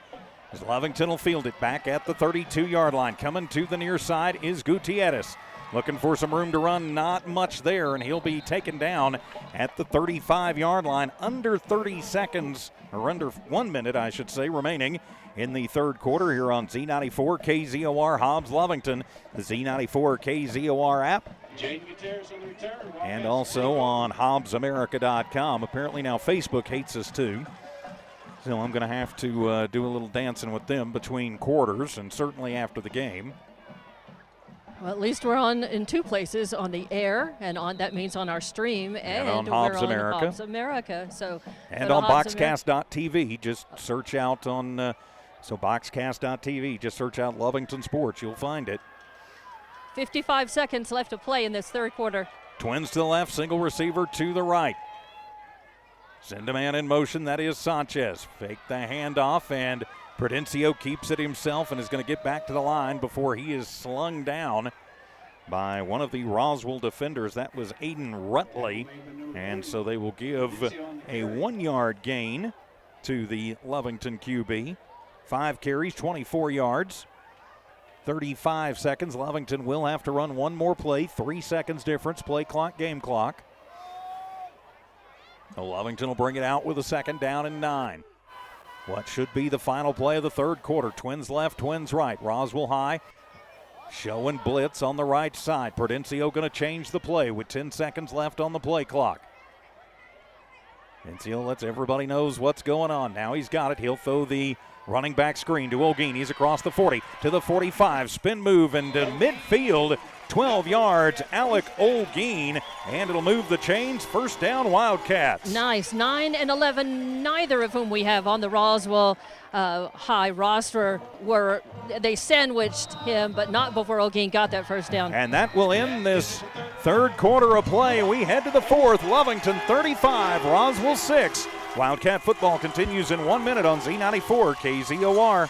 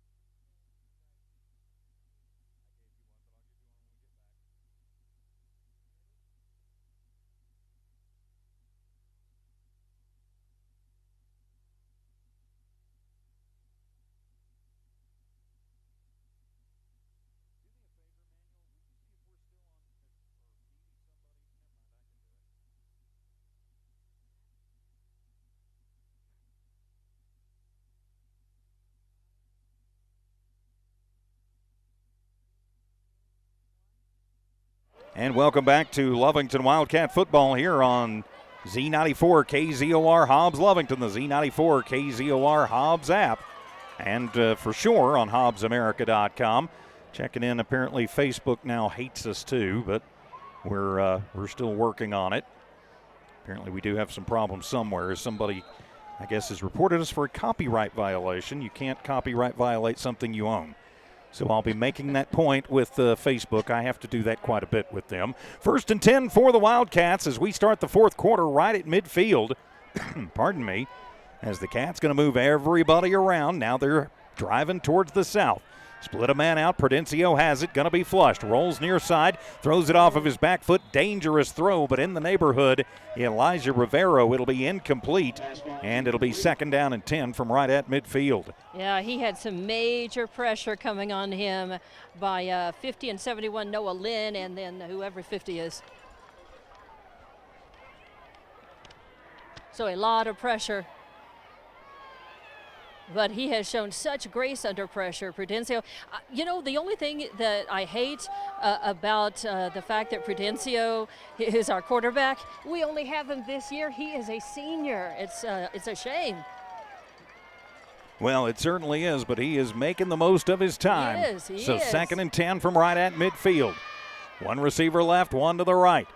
Toss it on the end around, looking for some room and coming through with some room to the 35, to the 30, to the corner, 20, 15, 10, 5. It's Olguin down to the 3, but we've got a hold down the field. This one will be coming back. Hate to see a run like that go to waste if that's what we think it is, and it popped out. Yep. And so it'll be a hold on the Wildcats. So it'll be 10 yards from the spot. And so Olguin, that's going to wipe it out and bring it back. So we'll replay 2nd down, and it'll wind up, Alex going to wind up, all that room is going to get him about a yard net total, maybe 2. So the holding down the field, ouch, ouch, ouch. Yes, I will be filing an appeal form on that. And I apologize. We've got all kinds of happy, fun stuff going on behind the scenes here. So 2nd and 5. So 2nd and 5. 11:41 on the clock here. After Olguin's great run was turned around and a timeout taken by Coach Bailey. Just underway in the 4th quarter, 11:41 remaining. Lovington 35, Roswell High 6. We're back in a minute here on Z94 KZOR.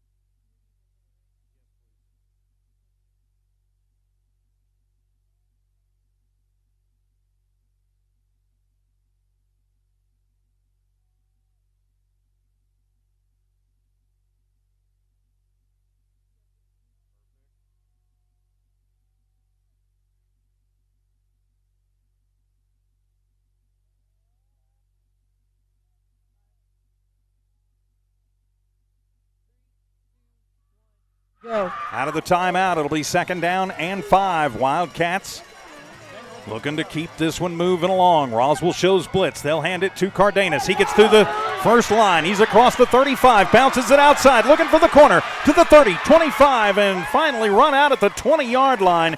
It is a 25-yard gain for Ondalis Cardenas and move the chains. 1st down, Wildcats. And I really think it was Alex Rivera who put on a block that allowed a lane to open up for Cardenas to squeeze through. And then from that, it was just great broken field running by him. They'll mark him at the 22 officially, but it's still a great gain for Cardenas. So it'll be 1st and 10 from the 22. Cats knocking on the door of the red zone with 11:30 to go in the ball game. Lovington splits 1, make that 2 left, 1 right. Keeping the tight ends in for a little extra protection as they think about the end around, but that one gets blown up before Olguin can do anything, and Olguin is down. Prudencio has to keep it himself, and he is going to lose a yard on the play. But right now, we're more worried about Alec Olguin as he got absolutely destroyed before he could ever take the ball. They're still going to talk with him, check them over, but he got up right away. That is a good thing. That is definitely a good thing. He is going to come off. And hearing it, maybe he took a helmet to the stomach, which is never a good feeling. I'm sure that sent the breath right out of him. That solar plexus hit. Man, it feels like your world has ended. So Roswell High blows that play up. And I wouldn't get around Alec if he at least for a few minutes. So Lovington going to take their time here, and they can on a 2nd down and 11. Roswell High sniffing out the end around. Good that time. Hand it off. Cardenas takes it over the left guard, and he'll just rug his way forward down to about the 24 yards of hard running for Cardenas. And he actually got helped forward by about 1.5 yards by a Roswell player. I saw he came in behind him trying to tackle him. Wow, and him forward. they gave him a bad spot as they only gave him 3 yards on the play, so it'll be 3rd down and 9. 10.5 minutes remaining. Clock continues to move. That's the important thing here is that Lovington maintain possession, control the clock, eat some of that, leave Roswell and less Lovington time to do anything with. Lovington is in 4-down territory. Sindeman in motion. Looking to pass. Prudencio, and he's going to be sacked back at the 30. Nothing he could do right there. No. 9-yard sack, first sack of the ball game. I think that is, I'm not sure who got to him first. There was a couple of guys. So big 71 Lynn takes him down. Yeah. And so now it is 4th down and approximately 20. I think 60, David Gommond was there as well. And Lovington looks like they're going to send out the field goal team. Right, this will be a 47-yard attempt. Well, you know, Aranda's got the leg. He does. But they've got to be able to protect him, and Olguin it's got to be a good snap, and Olguin has to get it down quickly. Rock solid hold here. 47-yard attempt for the Wildcats. Low snap, handled and then blocked, and no good. And so they'll get it from the 37-yard line after the field goal attempt is no good. Still live but ball. It was a live ball because it was touched. And so Roswell High picking it up and coming around the left side. That could be trouble. I thought that was a dead ball as soon as it was kicked. As soon as it was touched, that should have been a dead ball, and we've got a huge collision down the field. What an ugly play. And that I was almost positive that on a field goal that once it got touched and hit the turf, it was a dead ball. I'm almost positive that it is, but wow. I'll have to double check that rule. And that snap was it wasn't perfect, and it didn't give Alex a lot of time to position it, and it was wobbly when it got kicked. And so now Roswell High is going to have good field position on a bizarre set of circumstances. Odd. And now they're going to look to take it back, and it'll be a direct snap, and it comes through and just bowling through for 9 yards as Palomino. He's got 80 on 9 carries, and it'll be 2nd down and 1. So just a bizarre set of circumstances right there. And so it'll be 2nd down and 1. 8:50 remaining in the ball game. Still a lot of time. Yes, there is. And hand it off. Toscano crosses the 25 to the 24, holding on one of the tackles for the Wildcats. Oh, it's 5 yards for Abby Toscano. And it'll be 1st and 10. That's the 6th first down for Roswell High. And one of the things that Lovington coaches have been doing is they've been subbing in to get fresh legs on the line quite a bit every couple of plays, and I think that's helped Lovington not have. Single receiver to the right side, send a man in motion. They will pitch it to that motion man. That is Toscano. Nothing doing. Good coverage by Kyler Reeves, and it's just a 1-yard gain for Toscano that time. And it'll bring up a 2nd down and 9. Kept him in bounds, and so the clock will keep moving. We are to 8 minutes remaining in the ball game. Both these teams looking to stay perfect. Number 1 versus number 2 in the Max Preps Matrix in New Mexico. Lovington has got to keep fighting. Yes, protecting. They do. Hand it off. Coming near side is Toscano, and he is tripped up in the backfield. Patrick Sanchez stays home, and it's a 2-yard loss for Toscano. Oh, no. And it's going to they're going to penalize Lovington. What? I saw him point at Lovington. It was a personal foul, but I don't know what. There must have been something said. Flag down. And let's see. They're going to come over, and we're going to have. Like a target? I think that's not the targeting call. I'm not sure what it is. That's. It's going to be automatic first down. A push foul. I've never heard of that. That's interesting. So I think it's they're marking it off. I think. Yeah, there's 10. There's 15. So it's a 15-yarder. It's a personal foul. 11 penalties now for 90 yards on the Wildcats, and it'll move them first down for Roswell High as it moves them all the way to the 12-yard line where they'll have it 1st and 10. Hand it off, and going to the right side is Duran, and he is going to be stacked up at about the 7-yard line. So 5 yards for Duran. And it is 2nd down and 5. A bizarre set of circumstances, a push foul, which I'm sure that's accurate. I will say I've never seen it. 1, 2, 3, 4, 5.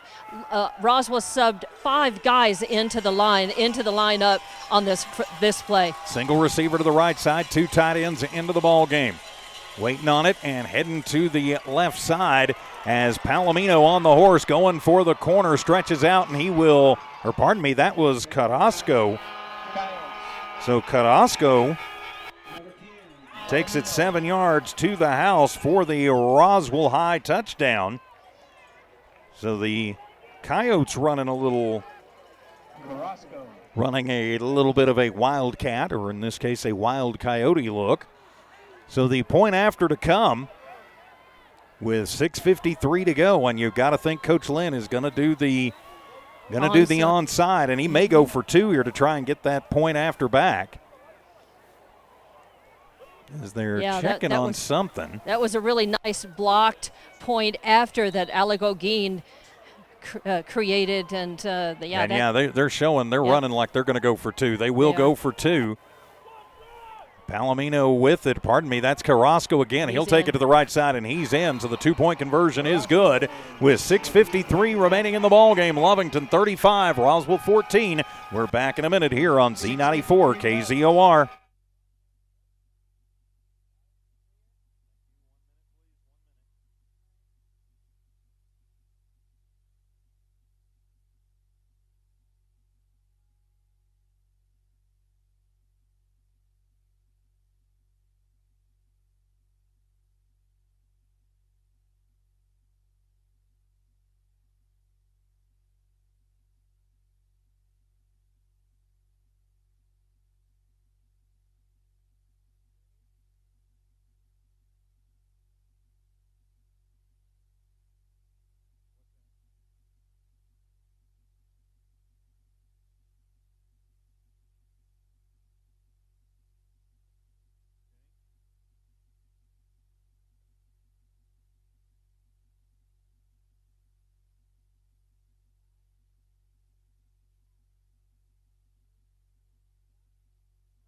So Roswell High takes advantage of what I'm still pretty convinced should have been a dead ball on I guess maybe they're saying since it was tipped at the line that it was not an incomplete, that it was not a field goal that was no good, and so therefore made it a live ball. Everybody assumed that it was a dead ball and let them get a big return, and then a pushing penalty keeps the drive alive, and Roswell High putting in Zai Carrasco to run the offense, runs it twice, gets the touchdown, and then the 2-point conversion, and 6:53 to go. A onside kick almost assured here from Francisco Lora, and he will. The onside kick, it is loose, and Lovington just going to have to fall on it and fight for it. And that one, unless Roswell, I touched it before it went 10, fighting for it underneath hard is Paul Sanchez. Who wound up with it? That's the question. And Roswell High says they've got it, Dawn. And they're still sorting it out. And Roswell High will recover the onside kick. So Roswell High still with life here with 6:50 to go in the ball game. There's too much game left for Lovington to slow down now. They have got to put up the fight. And they're going to put Palomino back in as the quarterback. He's going to split trips to the left and a single receiver to the right. Lujan is the deep back with him. Waiting on it, he'll drop back. Tosses it, wants it all in one play, goes left side, and that one is incomplete. And Roswell High wanting the Interference call. They're not going to get it. It was just good coverage down the field. Clean coverage by, I think, number 27? Was that Aiden Nunez? I think so. And he's limping just a little bit coming up from that tumble. And so you've got to think that the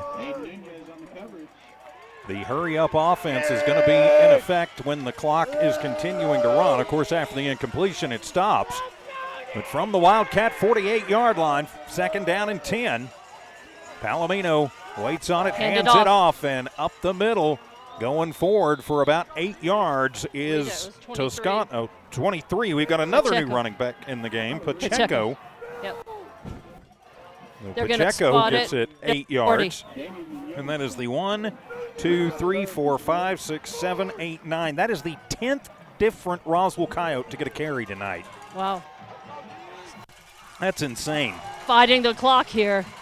So it'll be 3rd down and 2 as we click down to the halfway mark of this 4th quarter. Direct snap to Carrasco. He'll take it to the left side. He's still on his feet as he's going to cross to about the 31-yard line. It'll be a pickup of 9 for Carrasco, and it'll be 1st down for Roswell High. So Lovington D's really got to put up a fight here. Yes, they do. And you've got to know we will have another onside kick if they score here. Lovington still comfortably up, 35-14, but there is still time, and Roswell does still have all 3 timeouts. And they've got some with them this time. Hand it off as stutter step for Lujan as he's going to be at the 25-yard line. He's going to pick up 7. He's got 20 yards now on 5 carries. I can't believe they've had 10 different guys carry the ball tonight. So now they are going into the hurry-up with 2nd down and 3. 5.5 remaining. Lovington with a 3-score lead. 3-touchdown lead, I should say. Lovington just Lujan is the deep back, and now they're going to jump and give them the 1st down. This might not be the worst time in the world for Coach Bailey to take a timeout, let his team A catch their breath, and B calm them down. And cool off Roswell just a little bit, try to ice them. So after the penalty, it will move Roswell High down to the 21-yard line. And 1st down and 10. They are on the Lovington red zone door. Hand it off, still on his feet, moving forward, and about another 4 or 5 yards. And the ball is out, and the Wildcats say they've got it, do they? All right, we've got a flag. Got a flag on the play. So if the ball came out, maybe a hold. I heard some guys in front of me and in the stands hollering they wanted the hold, and it looks like they're going to get it as they move that one back 10 yards. That'll be the 11th penalty for 110 yards. That is the first penalty in the 2nd half, though, for Roswell High as they have cleaned things up. So again, the clock is the Wildcats' friend as they lead this one. 35-14, but an onside kick. Roswell High showing signs of life as that ball will move back to the 31-yard line. It'll be 1st down and 20. Roswell High trying to mount a 4-score delay of game. And it will be delay of game, and it'll be another 5-yard penalty on Roswell High. So from 1st and 20 to 1st and 25 now. Or did they say something? They may be moving them back another 10 or even 15. Might have been a coach, it was on the bench as Coach Lynn said something. I thought delay of game. It was not delay of game. It was personal foul on the coach, which moves them all the way back to the 45-yard line. That's Coach Bailey heading the stand up and say, let's go. Let's make so it is. It is 1st down and Tatum, 1st and 35 for Roswell High here. Fake the handoff, then throw the screen, but nothing doing as it goes to Lujan, and he is blasted by Rivero behind the line. First completion of the 2nd half. Nice stop, just tackled him low, took his under him with a clean tackle. Nice. Palomino has only completed 3 passes all night, and they have all been for -1 yard. So now it's 2nd down and 36. Clock continues to move with 4.5 minutes remaining. Twins to the left, single receiver to the right. Clock is the Wildcats' friend. Palomino back to pass. Pressure comes, steps up, lets it fly, goes down the left sideline, trying to get Greathouse and knocked away at the last moment, but Greathouse goes down. There is no way. He had tripped up. They are not going to call pass interference on that. He had fallen. He did not get tangled up with Cardenas. The turf monster got him. He was falling down. If anything, he initiated contact, and then Cardenas knocks it away. Coach Bailey telling his guys move back. Yeah, he's telling them move back and just settle down. And it'll be pass interference on the Wildcats. Yeah. 110 penalty yards now on Lovington. It will not be enough for a first down. It'll wind up being 2nd down and 20 once again for Roswell High. But that was, let's just say I don't like the call. 4:22 left on the clock. We're up by 3 touchdowns. I shouldn't complain. That's right. 35-14 Lovington. All they need to do is just really try to stay cool, calm, and collected here, and try to contain Roswell as much as they can. If they can prevent a big play and a TD, great. But let's make them work for it, eat some clock. I'm not going to say they don't have enough time left, but because you can't. With 3 timeouts, 3 possessions, anything can happen. Exactly. At 4:22 on the clock, yeah. Yep, you don't want to think that or say that. So. Twins to the right, single receiver to the left. They've got 2 tight ends in the ball game. Deep back in the backfield is Lujan with Palomino. Palomino trying to get his horses running. 3-step drop, steps up, lets fly, goes over the middle and overthrows everybody. And Castillo wants a pass interference. They could have called it on him. Yeah. And we've got a flag on the play, and it'll be personal foul on Lovington. We've got it on camera. You could get taunting on a certain number 70 for Roswell. I will not name the young man, but he flashed a couple of one-gun salutes at the Lovington crowd. So a 15-yard penalty on Lovington, now 125 penalty yards. And so it'll go from 2nd down and 20 to 2nd down and 10.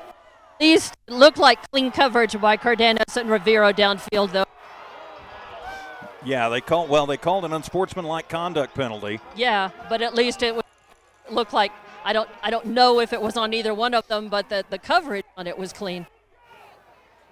So that moves them back, and it'll go from 2nd and 20 to 2nd and 5. Make that 2nd and 7 because there was the extra little bit on the play that they lost. And Coach Bailey is out there.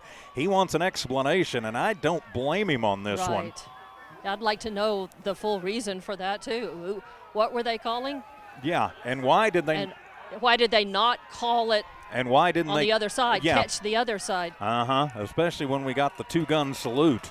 And he was not flashing the Texas Tech sign. Let's put it that way. He was using the wrong finger, I'm pretty sure.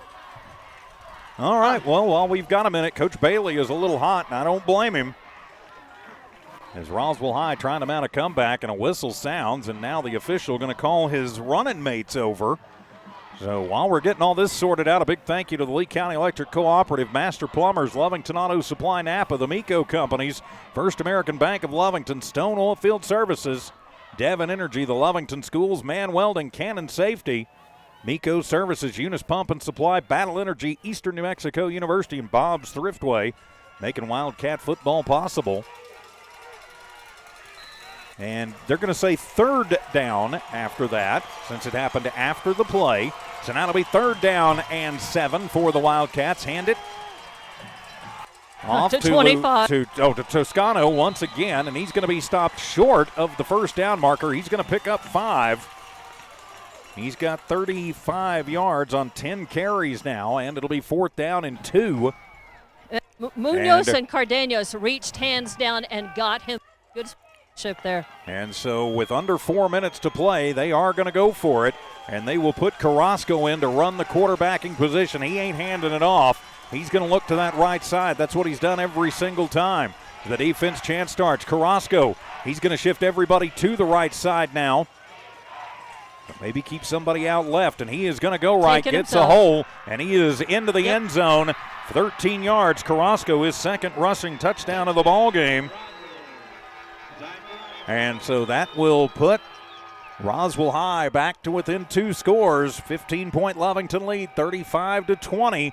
3.5 minutes to go, the point after to come, and yes, there will be another onside kick. Let's see if they do go for the kick or the point. Yeah, they're going to go for the PAT here. Yeah, and it'd be so nice to see another block by O'Gean again. Yes, as he put one up earlier. Nice job. It's a lot on to attempt the point after. The snap is good, a little high. The hold is good. The kick is up, and it is good. And with 3:31 remaining in the ball game, we've got a ball game now. Lovington 35, Roswell 21. Back in a minute on Z94 KZOR.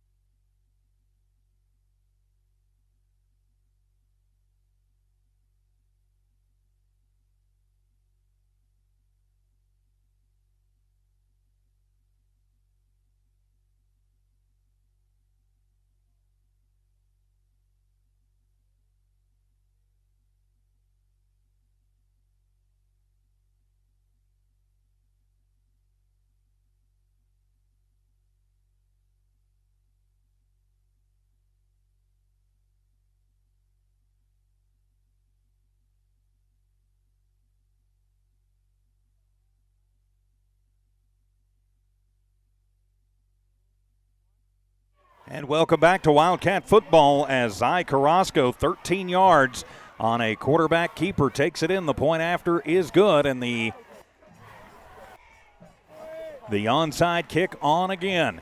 Roswell High at one point in danger of getting into running clock territory. Now trying to get back into it, and this will be a much higher bounce. Lovington and Kyler Reeves will just jump up, grab it, and take it. That is exactly what you need to do. Lovington football on their own 47-yard line. 1st and 10 Wildcats. Yeah, and then his teammate came over and got on top of Sanchez just to seal it off, and no room for Roswell to be able to get that ball. Nope, and they bounced it. It just kind of died and swirled on the last one. This one bounced. As we've got a couple more scores in. Jowl defeating Van Horn by the mercy rule, 56-6. And it's late in the game at Watson Stadium. Hobbs over Parkland, 41-23. And Eunice knocking off Morton tonight, 38-26. So what are we having a discussion out about here now? Flag on the – there was a flag. Yeah, there was, but they decided to wave it off. There was a flag. They still haven't picked the one up over here near – Nope, they haven't, near you. Yeah. That would be that one near you would probably be offsides on Roswell, which I would wave that off. Yeah. And they're changing out the game ball while they're at it. And so it'll be 1st and 10 for the Wildcats with 3.5 exactly remaining. Roswell High still with all 3 timeouts. So Lovington needs to cap in on this. Unfortunately, your line has done everything they could do tonight. A field goal doesn't get it done here. You need a touchdown here. Well, Prudencio has had a while to sit. And so it'll be 1st and 10 for the Wildcats from their own 47-yard line. Hand it off to Elijah Rivero. Wow. Who gets his first run of the season, and nothing doing for Elijah as he gets driven back and dropped. In fact, the defense line of Roswell almost got there before he did. Aiden Rutley leading the charge on that. The takedown. And he loses 4 on the play. 2nd down and 14. And timeout on the field. As the Coyotes going to take it to try and preserve some time. 3:18 remaining. So we'll just keep it right here for the time being. Aranda is warming up his leg over here, just FYI.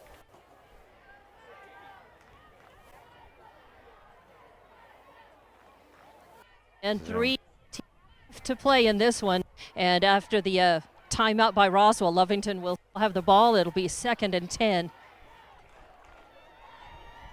So the Wildcats with plenty of time here, and that's what Roswell's trying to hold on to is time. Yeah, the clock is Lovington's friend here, but they've got to do a couple things. They've got to hang on to the football, can't give up, and they need to keep possession and at least keep marching down the field and go for the touchdown or at least eat some.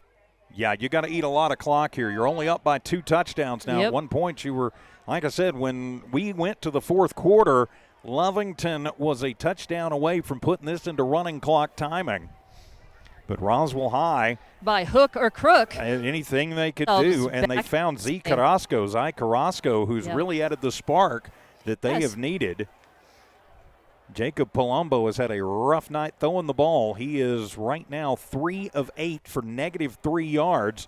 So, and I don't know why they didn't just give it to Carrasco and let him run wild in the first half. He's got 3 carries, 29 yards, and 2 touchdowns. I think they put some more time back on the clock. They did. They put 10 seconds back up on that clock. So 3:25, Prudencio on a 2nd down and 14 to go.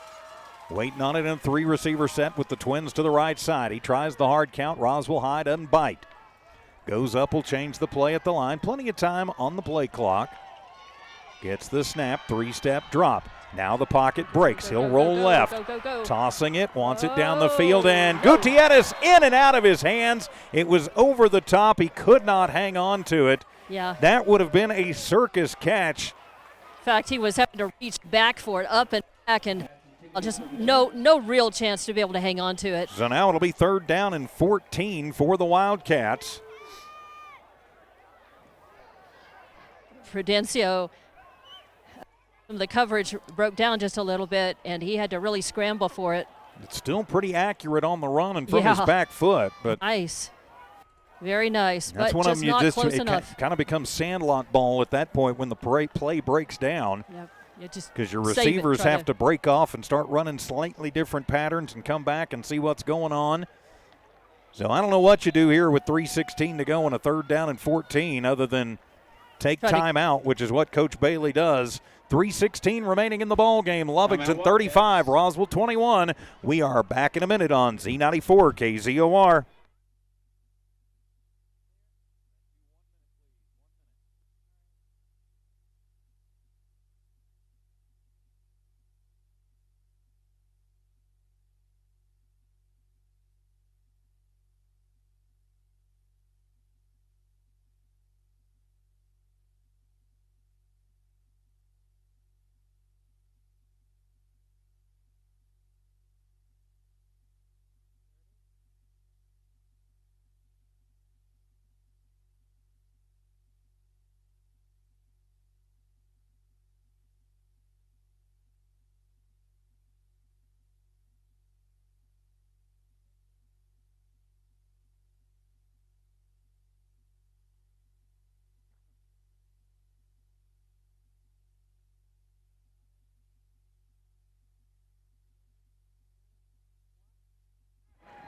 Facing a 3rd down and 14 and an energized Roswell Coyote team, the Lovington Wildcats take the timeout, still up by 2 touchdowns, but needing to try and keep a drive alive. Number 1 versus number 2, the number 1 Cats versus the number 2 Coyotes. Welcome back to Wildcat Stadium. I'm TJ Miracle. Empty set in the backfield. Prudencio waits for it, gets it. He'll just tuck it, take it himself. A little stutter step, has a little room. He's across midfield down to the 48-yard line. He needed 14. He winds up with 12 of them. And now it'll be 4th down and 2 for the Wildcats. Isaiah Aranda comes up and on the end brings him down. So a timeout taken as Roswell High going to take the timeout. Not a good spot for Prudencio. From up here, it looked like he got 12. They're going to give him 10. Yeah. So instead of being 4th and about 3, it'll be 4th and a long 4, short 5. And I don't know, what do you do here, Don? If you get this, it's not the nail in the coffin, but Roswell High down to 1 timeout. You're on the right side of the field. You're on their side. I think you go for it on 4th down here. I think you do too. I do. And I hope that's what Lovington decides to do. I mean, punting it is not the worst thing if you can make sure that you know, I could go either way on this. Punting is not the worst thing if you can assure that Patrick's going to be able to bounce it inside the 10, and your gunners are going to be able to get down there, and you pin them back with a 90-some-odd yard field to work with. With 3 minutes to go, I don't know. With 2 minutes to go, it's a lot different if it were just one less minute for Lovington to have to hang on to. So Lovington is going to go for it. Trips to the right, 2 receivers to the left. From the near hash mark, they are going to try the hard count. Roswell does not bite. Prudencio with it. Matt ready. Going to be flushed. Comes near side. Just tucks it. Takes it himself. Little stutter step as he comes near side and is across the 45 down to the 42-yard line. 6-yard gain for Matthew Prudencio and move the chains. First down, Wildcats. Nice. He found a little room and decided to run. He slid down. I think they're going to spot it at the 41, TJ. Wow. Hey, it's still enough for the first down. You'll take it. 15th first down of the ball game for Lovington, and that's one they needed. And it keeps the clock moving because when he slid down and gave himself up. Yep. He didn't go out of bounds. He slid down and the clock is running. So now the Wildcats can take all the time they want as they come up with 10 seconds on the play clock. They're going to look back at that play and think that's one of the most important of the games right there. Yes, it is. Pointing out the coverage, hand it off, and no room to run underneath. As whistles sound, as Lovington, no room to run as Cardenas just swarmed under, no gain, and Roswell will take their third and final timeout. We'll just keep it right here. Of course, coming up at the conclusion of this one, we will have your Devon Energy postgame report and your Bob's Thriftway coaches conversation. With Don Morgan patrolling the blue turf at Brian Urlacher Field, I'm TJ Miracle. From high above Wildcat Stadium, Braden Cooper running the camera tonight. Abigail Schaus on the shadow from the Lovington schools.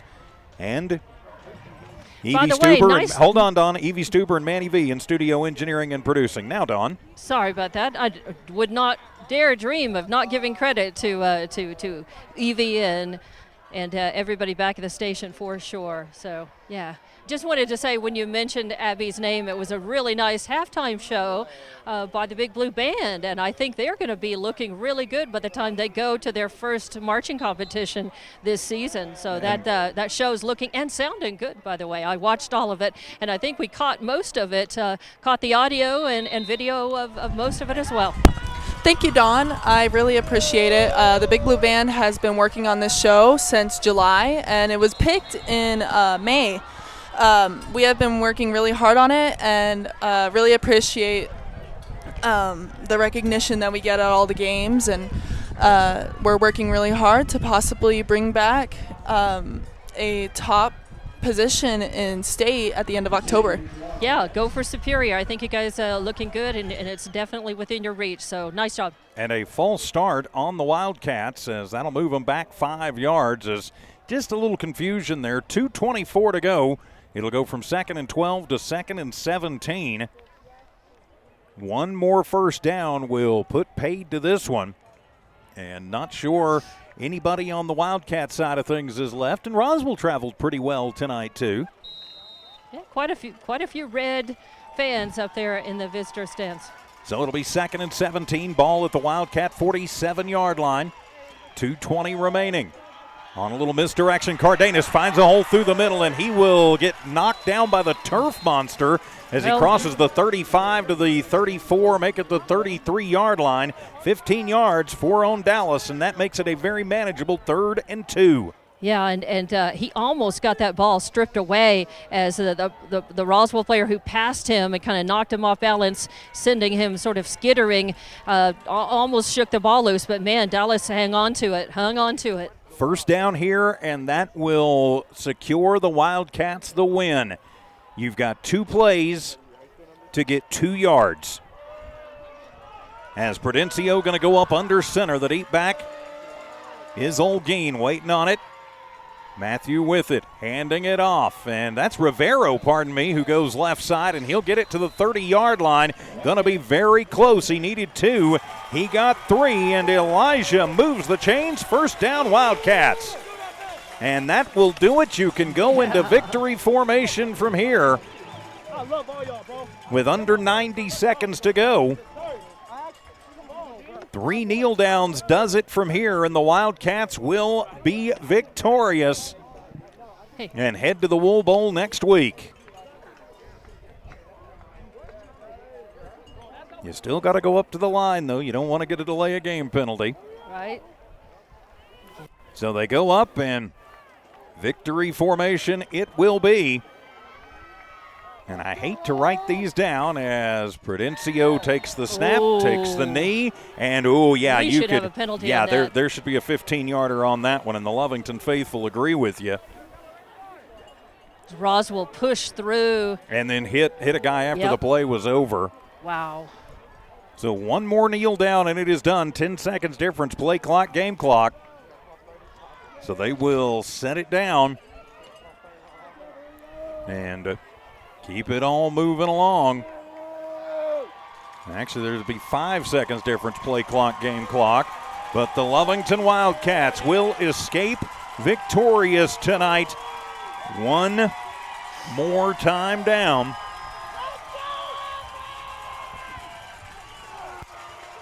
As awaiting the kneel down. There it goes. Prudencio takes the knee as Roswell blows through again. And yep, they are going to call it this time. Extracurricular there going on. Definitely. Roswell High is knocked off tonight.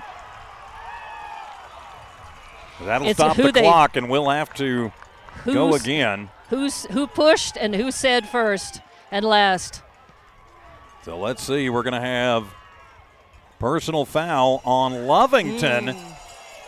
As Coach Bailey not happy about that. That'll force him to have to kneel it down again. Wow.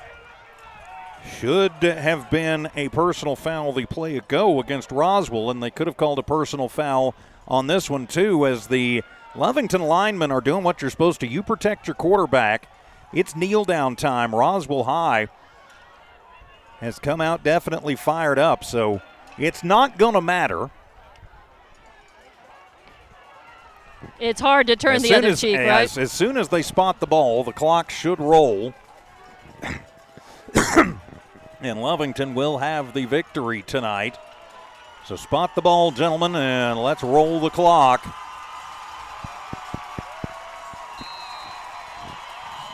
And they're going to make them snap it again.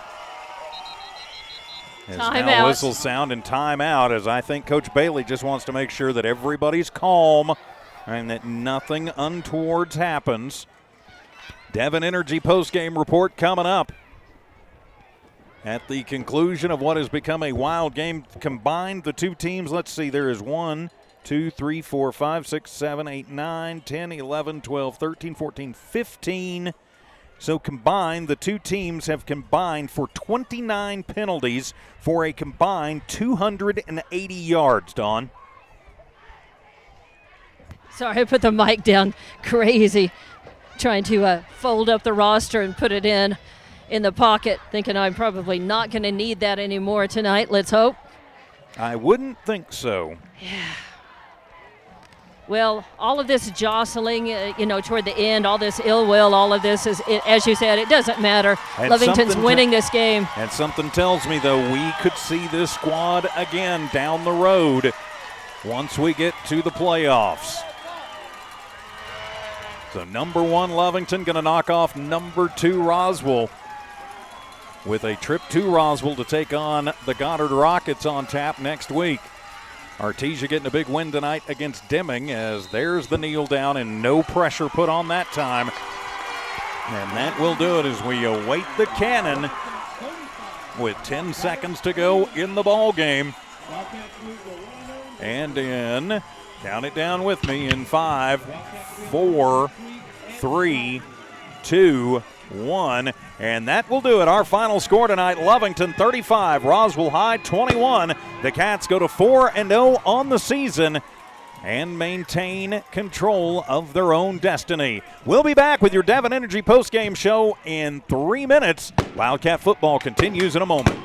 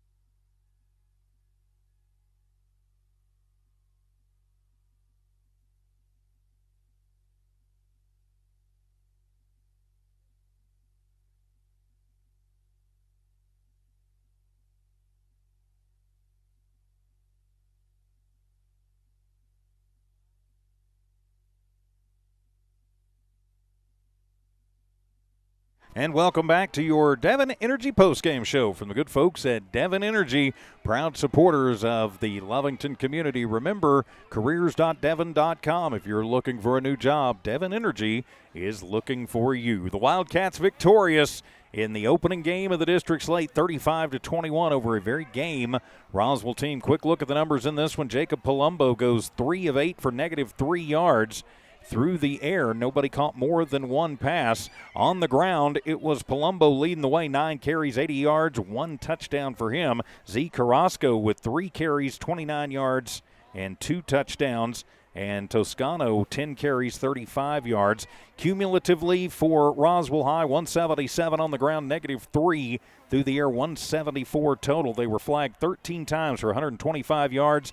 They had 10 first downs in the ball game. No points in the first, 6 in the second, none in the third, and then 15 in the fourth to make it a ball game. For Lovington tonight, Matthew Prudencio goes 14 of 21, 247, 2 touchdowns, and no interceptions. A 68-yarder to Kyler Reeves, who led the way with 100 receiving yards tonight. Elijah Rivero with a 3-yard catch for that other touchdown tonight. Dallas Cardenas with 3 rushing touchdowns, 73 yards on 12 carries.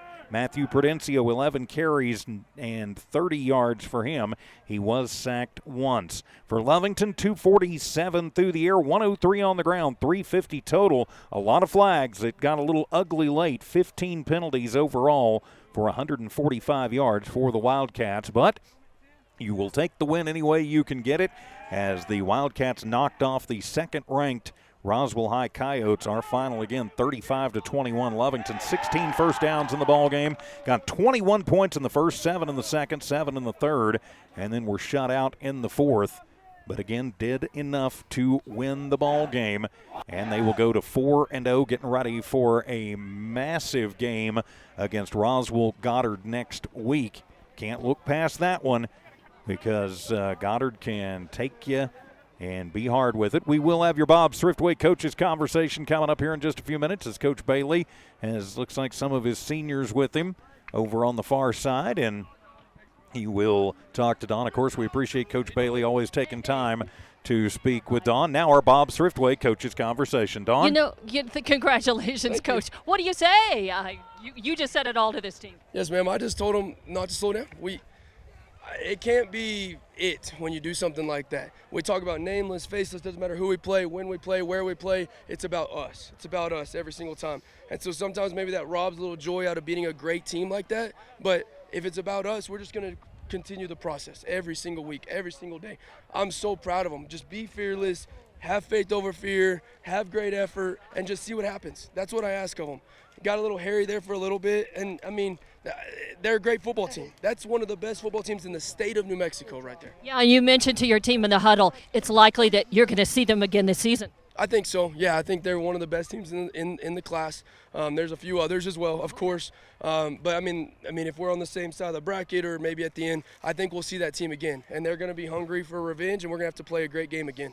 All right. You also told your team it's about us, is what you said. Doesn't matter the rankings, those kind of things are for other people to control, to look at. But what you guys can control is you. Yes, ma'am. I love our guys getting celebrated. I love that. I love our coaches being recognized, our coaching staff, Coach Faith and defensive coordinator, and our offensive line coach, and I mean all of them. They're doing a phenomenal job. And I love all of our guys getting recognized and getting a little bit of credibility on stuff. But at the end of the day, we've got to continue to do what we talk about. And it's about us. Do what we do, be who we are every single day. Doesn't matter what's happening at the end of a football game. It matters who we are. And only first district game down, a lot to go, a lot of football to play in this season. Of course, coming up next, you got another big battle. What's the game plan? Well, this was it. Do what we do? This is what it is. We're going to be who we are. We're going to play fearlessly. We're going to try to be explosive on offense and try to be physical up front on both sides of the ball and try to make big plays on defense. You know, Roswell tried some things. They even switched out their quarterback, got a different guy in there under center to try to, shake things up. They were able to have a little more success on that, but you guys just kept coming back. What do you tell them, and how do you go into that game plan against Roswell and say, we're going to come out of this one and win this game? How? Well, again, I know I sound repetitive, but we just keep talking about if we just do what we are supposed to do, we believe in ourselves. We have faith. You can't say that word and throw that word around and not have faith and actually do it. And so as far as the game plan goes, Coach Faith created a great game plan on defense. We had adjustments for everything. They've shown Zai Carrasco get in the backfield, and he's a phenomenal football player. We knew that was going to happen, and they did. They moved the ball on us pretty good, but our guys just dug in, and I'm proud of them. Yeah, they dug in. They reached down deep like they did last week against Carlsbad. Now, another thing, that occurs to me here, you're still without Cam Ochoa, so you don't have all your guns, in the arsenal yet. How much longer for him? Don't know. I don't know. Okay. When it's right, it's right. When he's ready, he's ready. Yes, ma'am. And, of course, we're going to, as soon as we can get him, we're going to use him. And he's, again, I've said it every week, too, heartbeat of the football team, the best leader I've ever known, just a phenomenal football player on and off the field. Everywhere he goes, he's a great kid. But we got to just make sure it's good. We got to make sure he's okay. We got to take care of him first. These guys seem to me like they're tighter. I mean, this has been a solid football team and program for years now, but this season, I feel a difference. It feels like they're a lot more emotional about it and vocal about it, and they seem like they're even tighter than ever, and they've got even more, team spirit and unity and everything about them. Is that true? Well, that's always the goal, is to improve that, and I mean, we tried really hard to do that, and I feel it. I hope that we've done a great job, and it's not just faith over fear and fearless, but the other thing that I've said since I got here, when I had an opportunity to talk, was to love each other hard. And so, of course, my voice was a little more present this summer, and so I just kept talking about loving each other, love each other hard. It's worth it for your brother. I always said that. I tell them every single week, your effort when it's for you, it might let you down. Your effort for somebody you love, it's not ever going to let you down. And so that we are talking about those things, and hopefully those things are going to stick. And those are the softer sides of the game, emotional sides of football. But and a lot of people, there are X's and O's, or diagrams, or plays, or like spreading the field out. There's all of that technical stuff, and you've got to pay attention to that. You got to be ready for that. You got to do that. But if you don't have the softer side nailed down, and you don't have that unity of purpose, and you feel that, and I feel that, and I see that, and I hear that, and it's hard to lose when you've got that going. Well, I appreciate you saying that. I'm proud of them, because it takes a lot out of a person to be willing to give in and love each other the way that these guys are. You've got to be so physical in this game. You've got to be willing to take the bumps, the bruises. You got to put the work in. You got to put it in on the practices, and then you got to take the punishment on game night. And then you got to get up the next morning, patch things up, and then start on the next week. And that's what you guys are going to do tomorrow. So it's working. Good luck. Congratulations tonight. We'll be there Friday. Thank you, ma'am, so much. Appreciate you guys very much. Thank you. Congrats. All right, thank you very much, Don Morgan, with our Bob's Thriftway Coaches Conversation.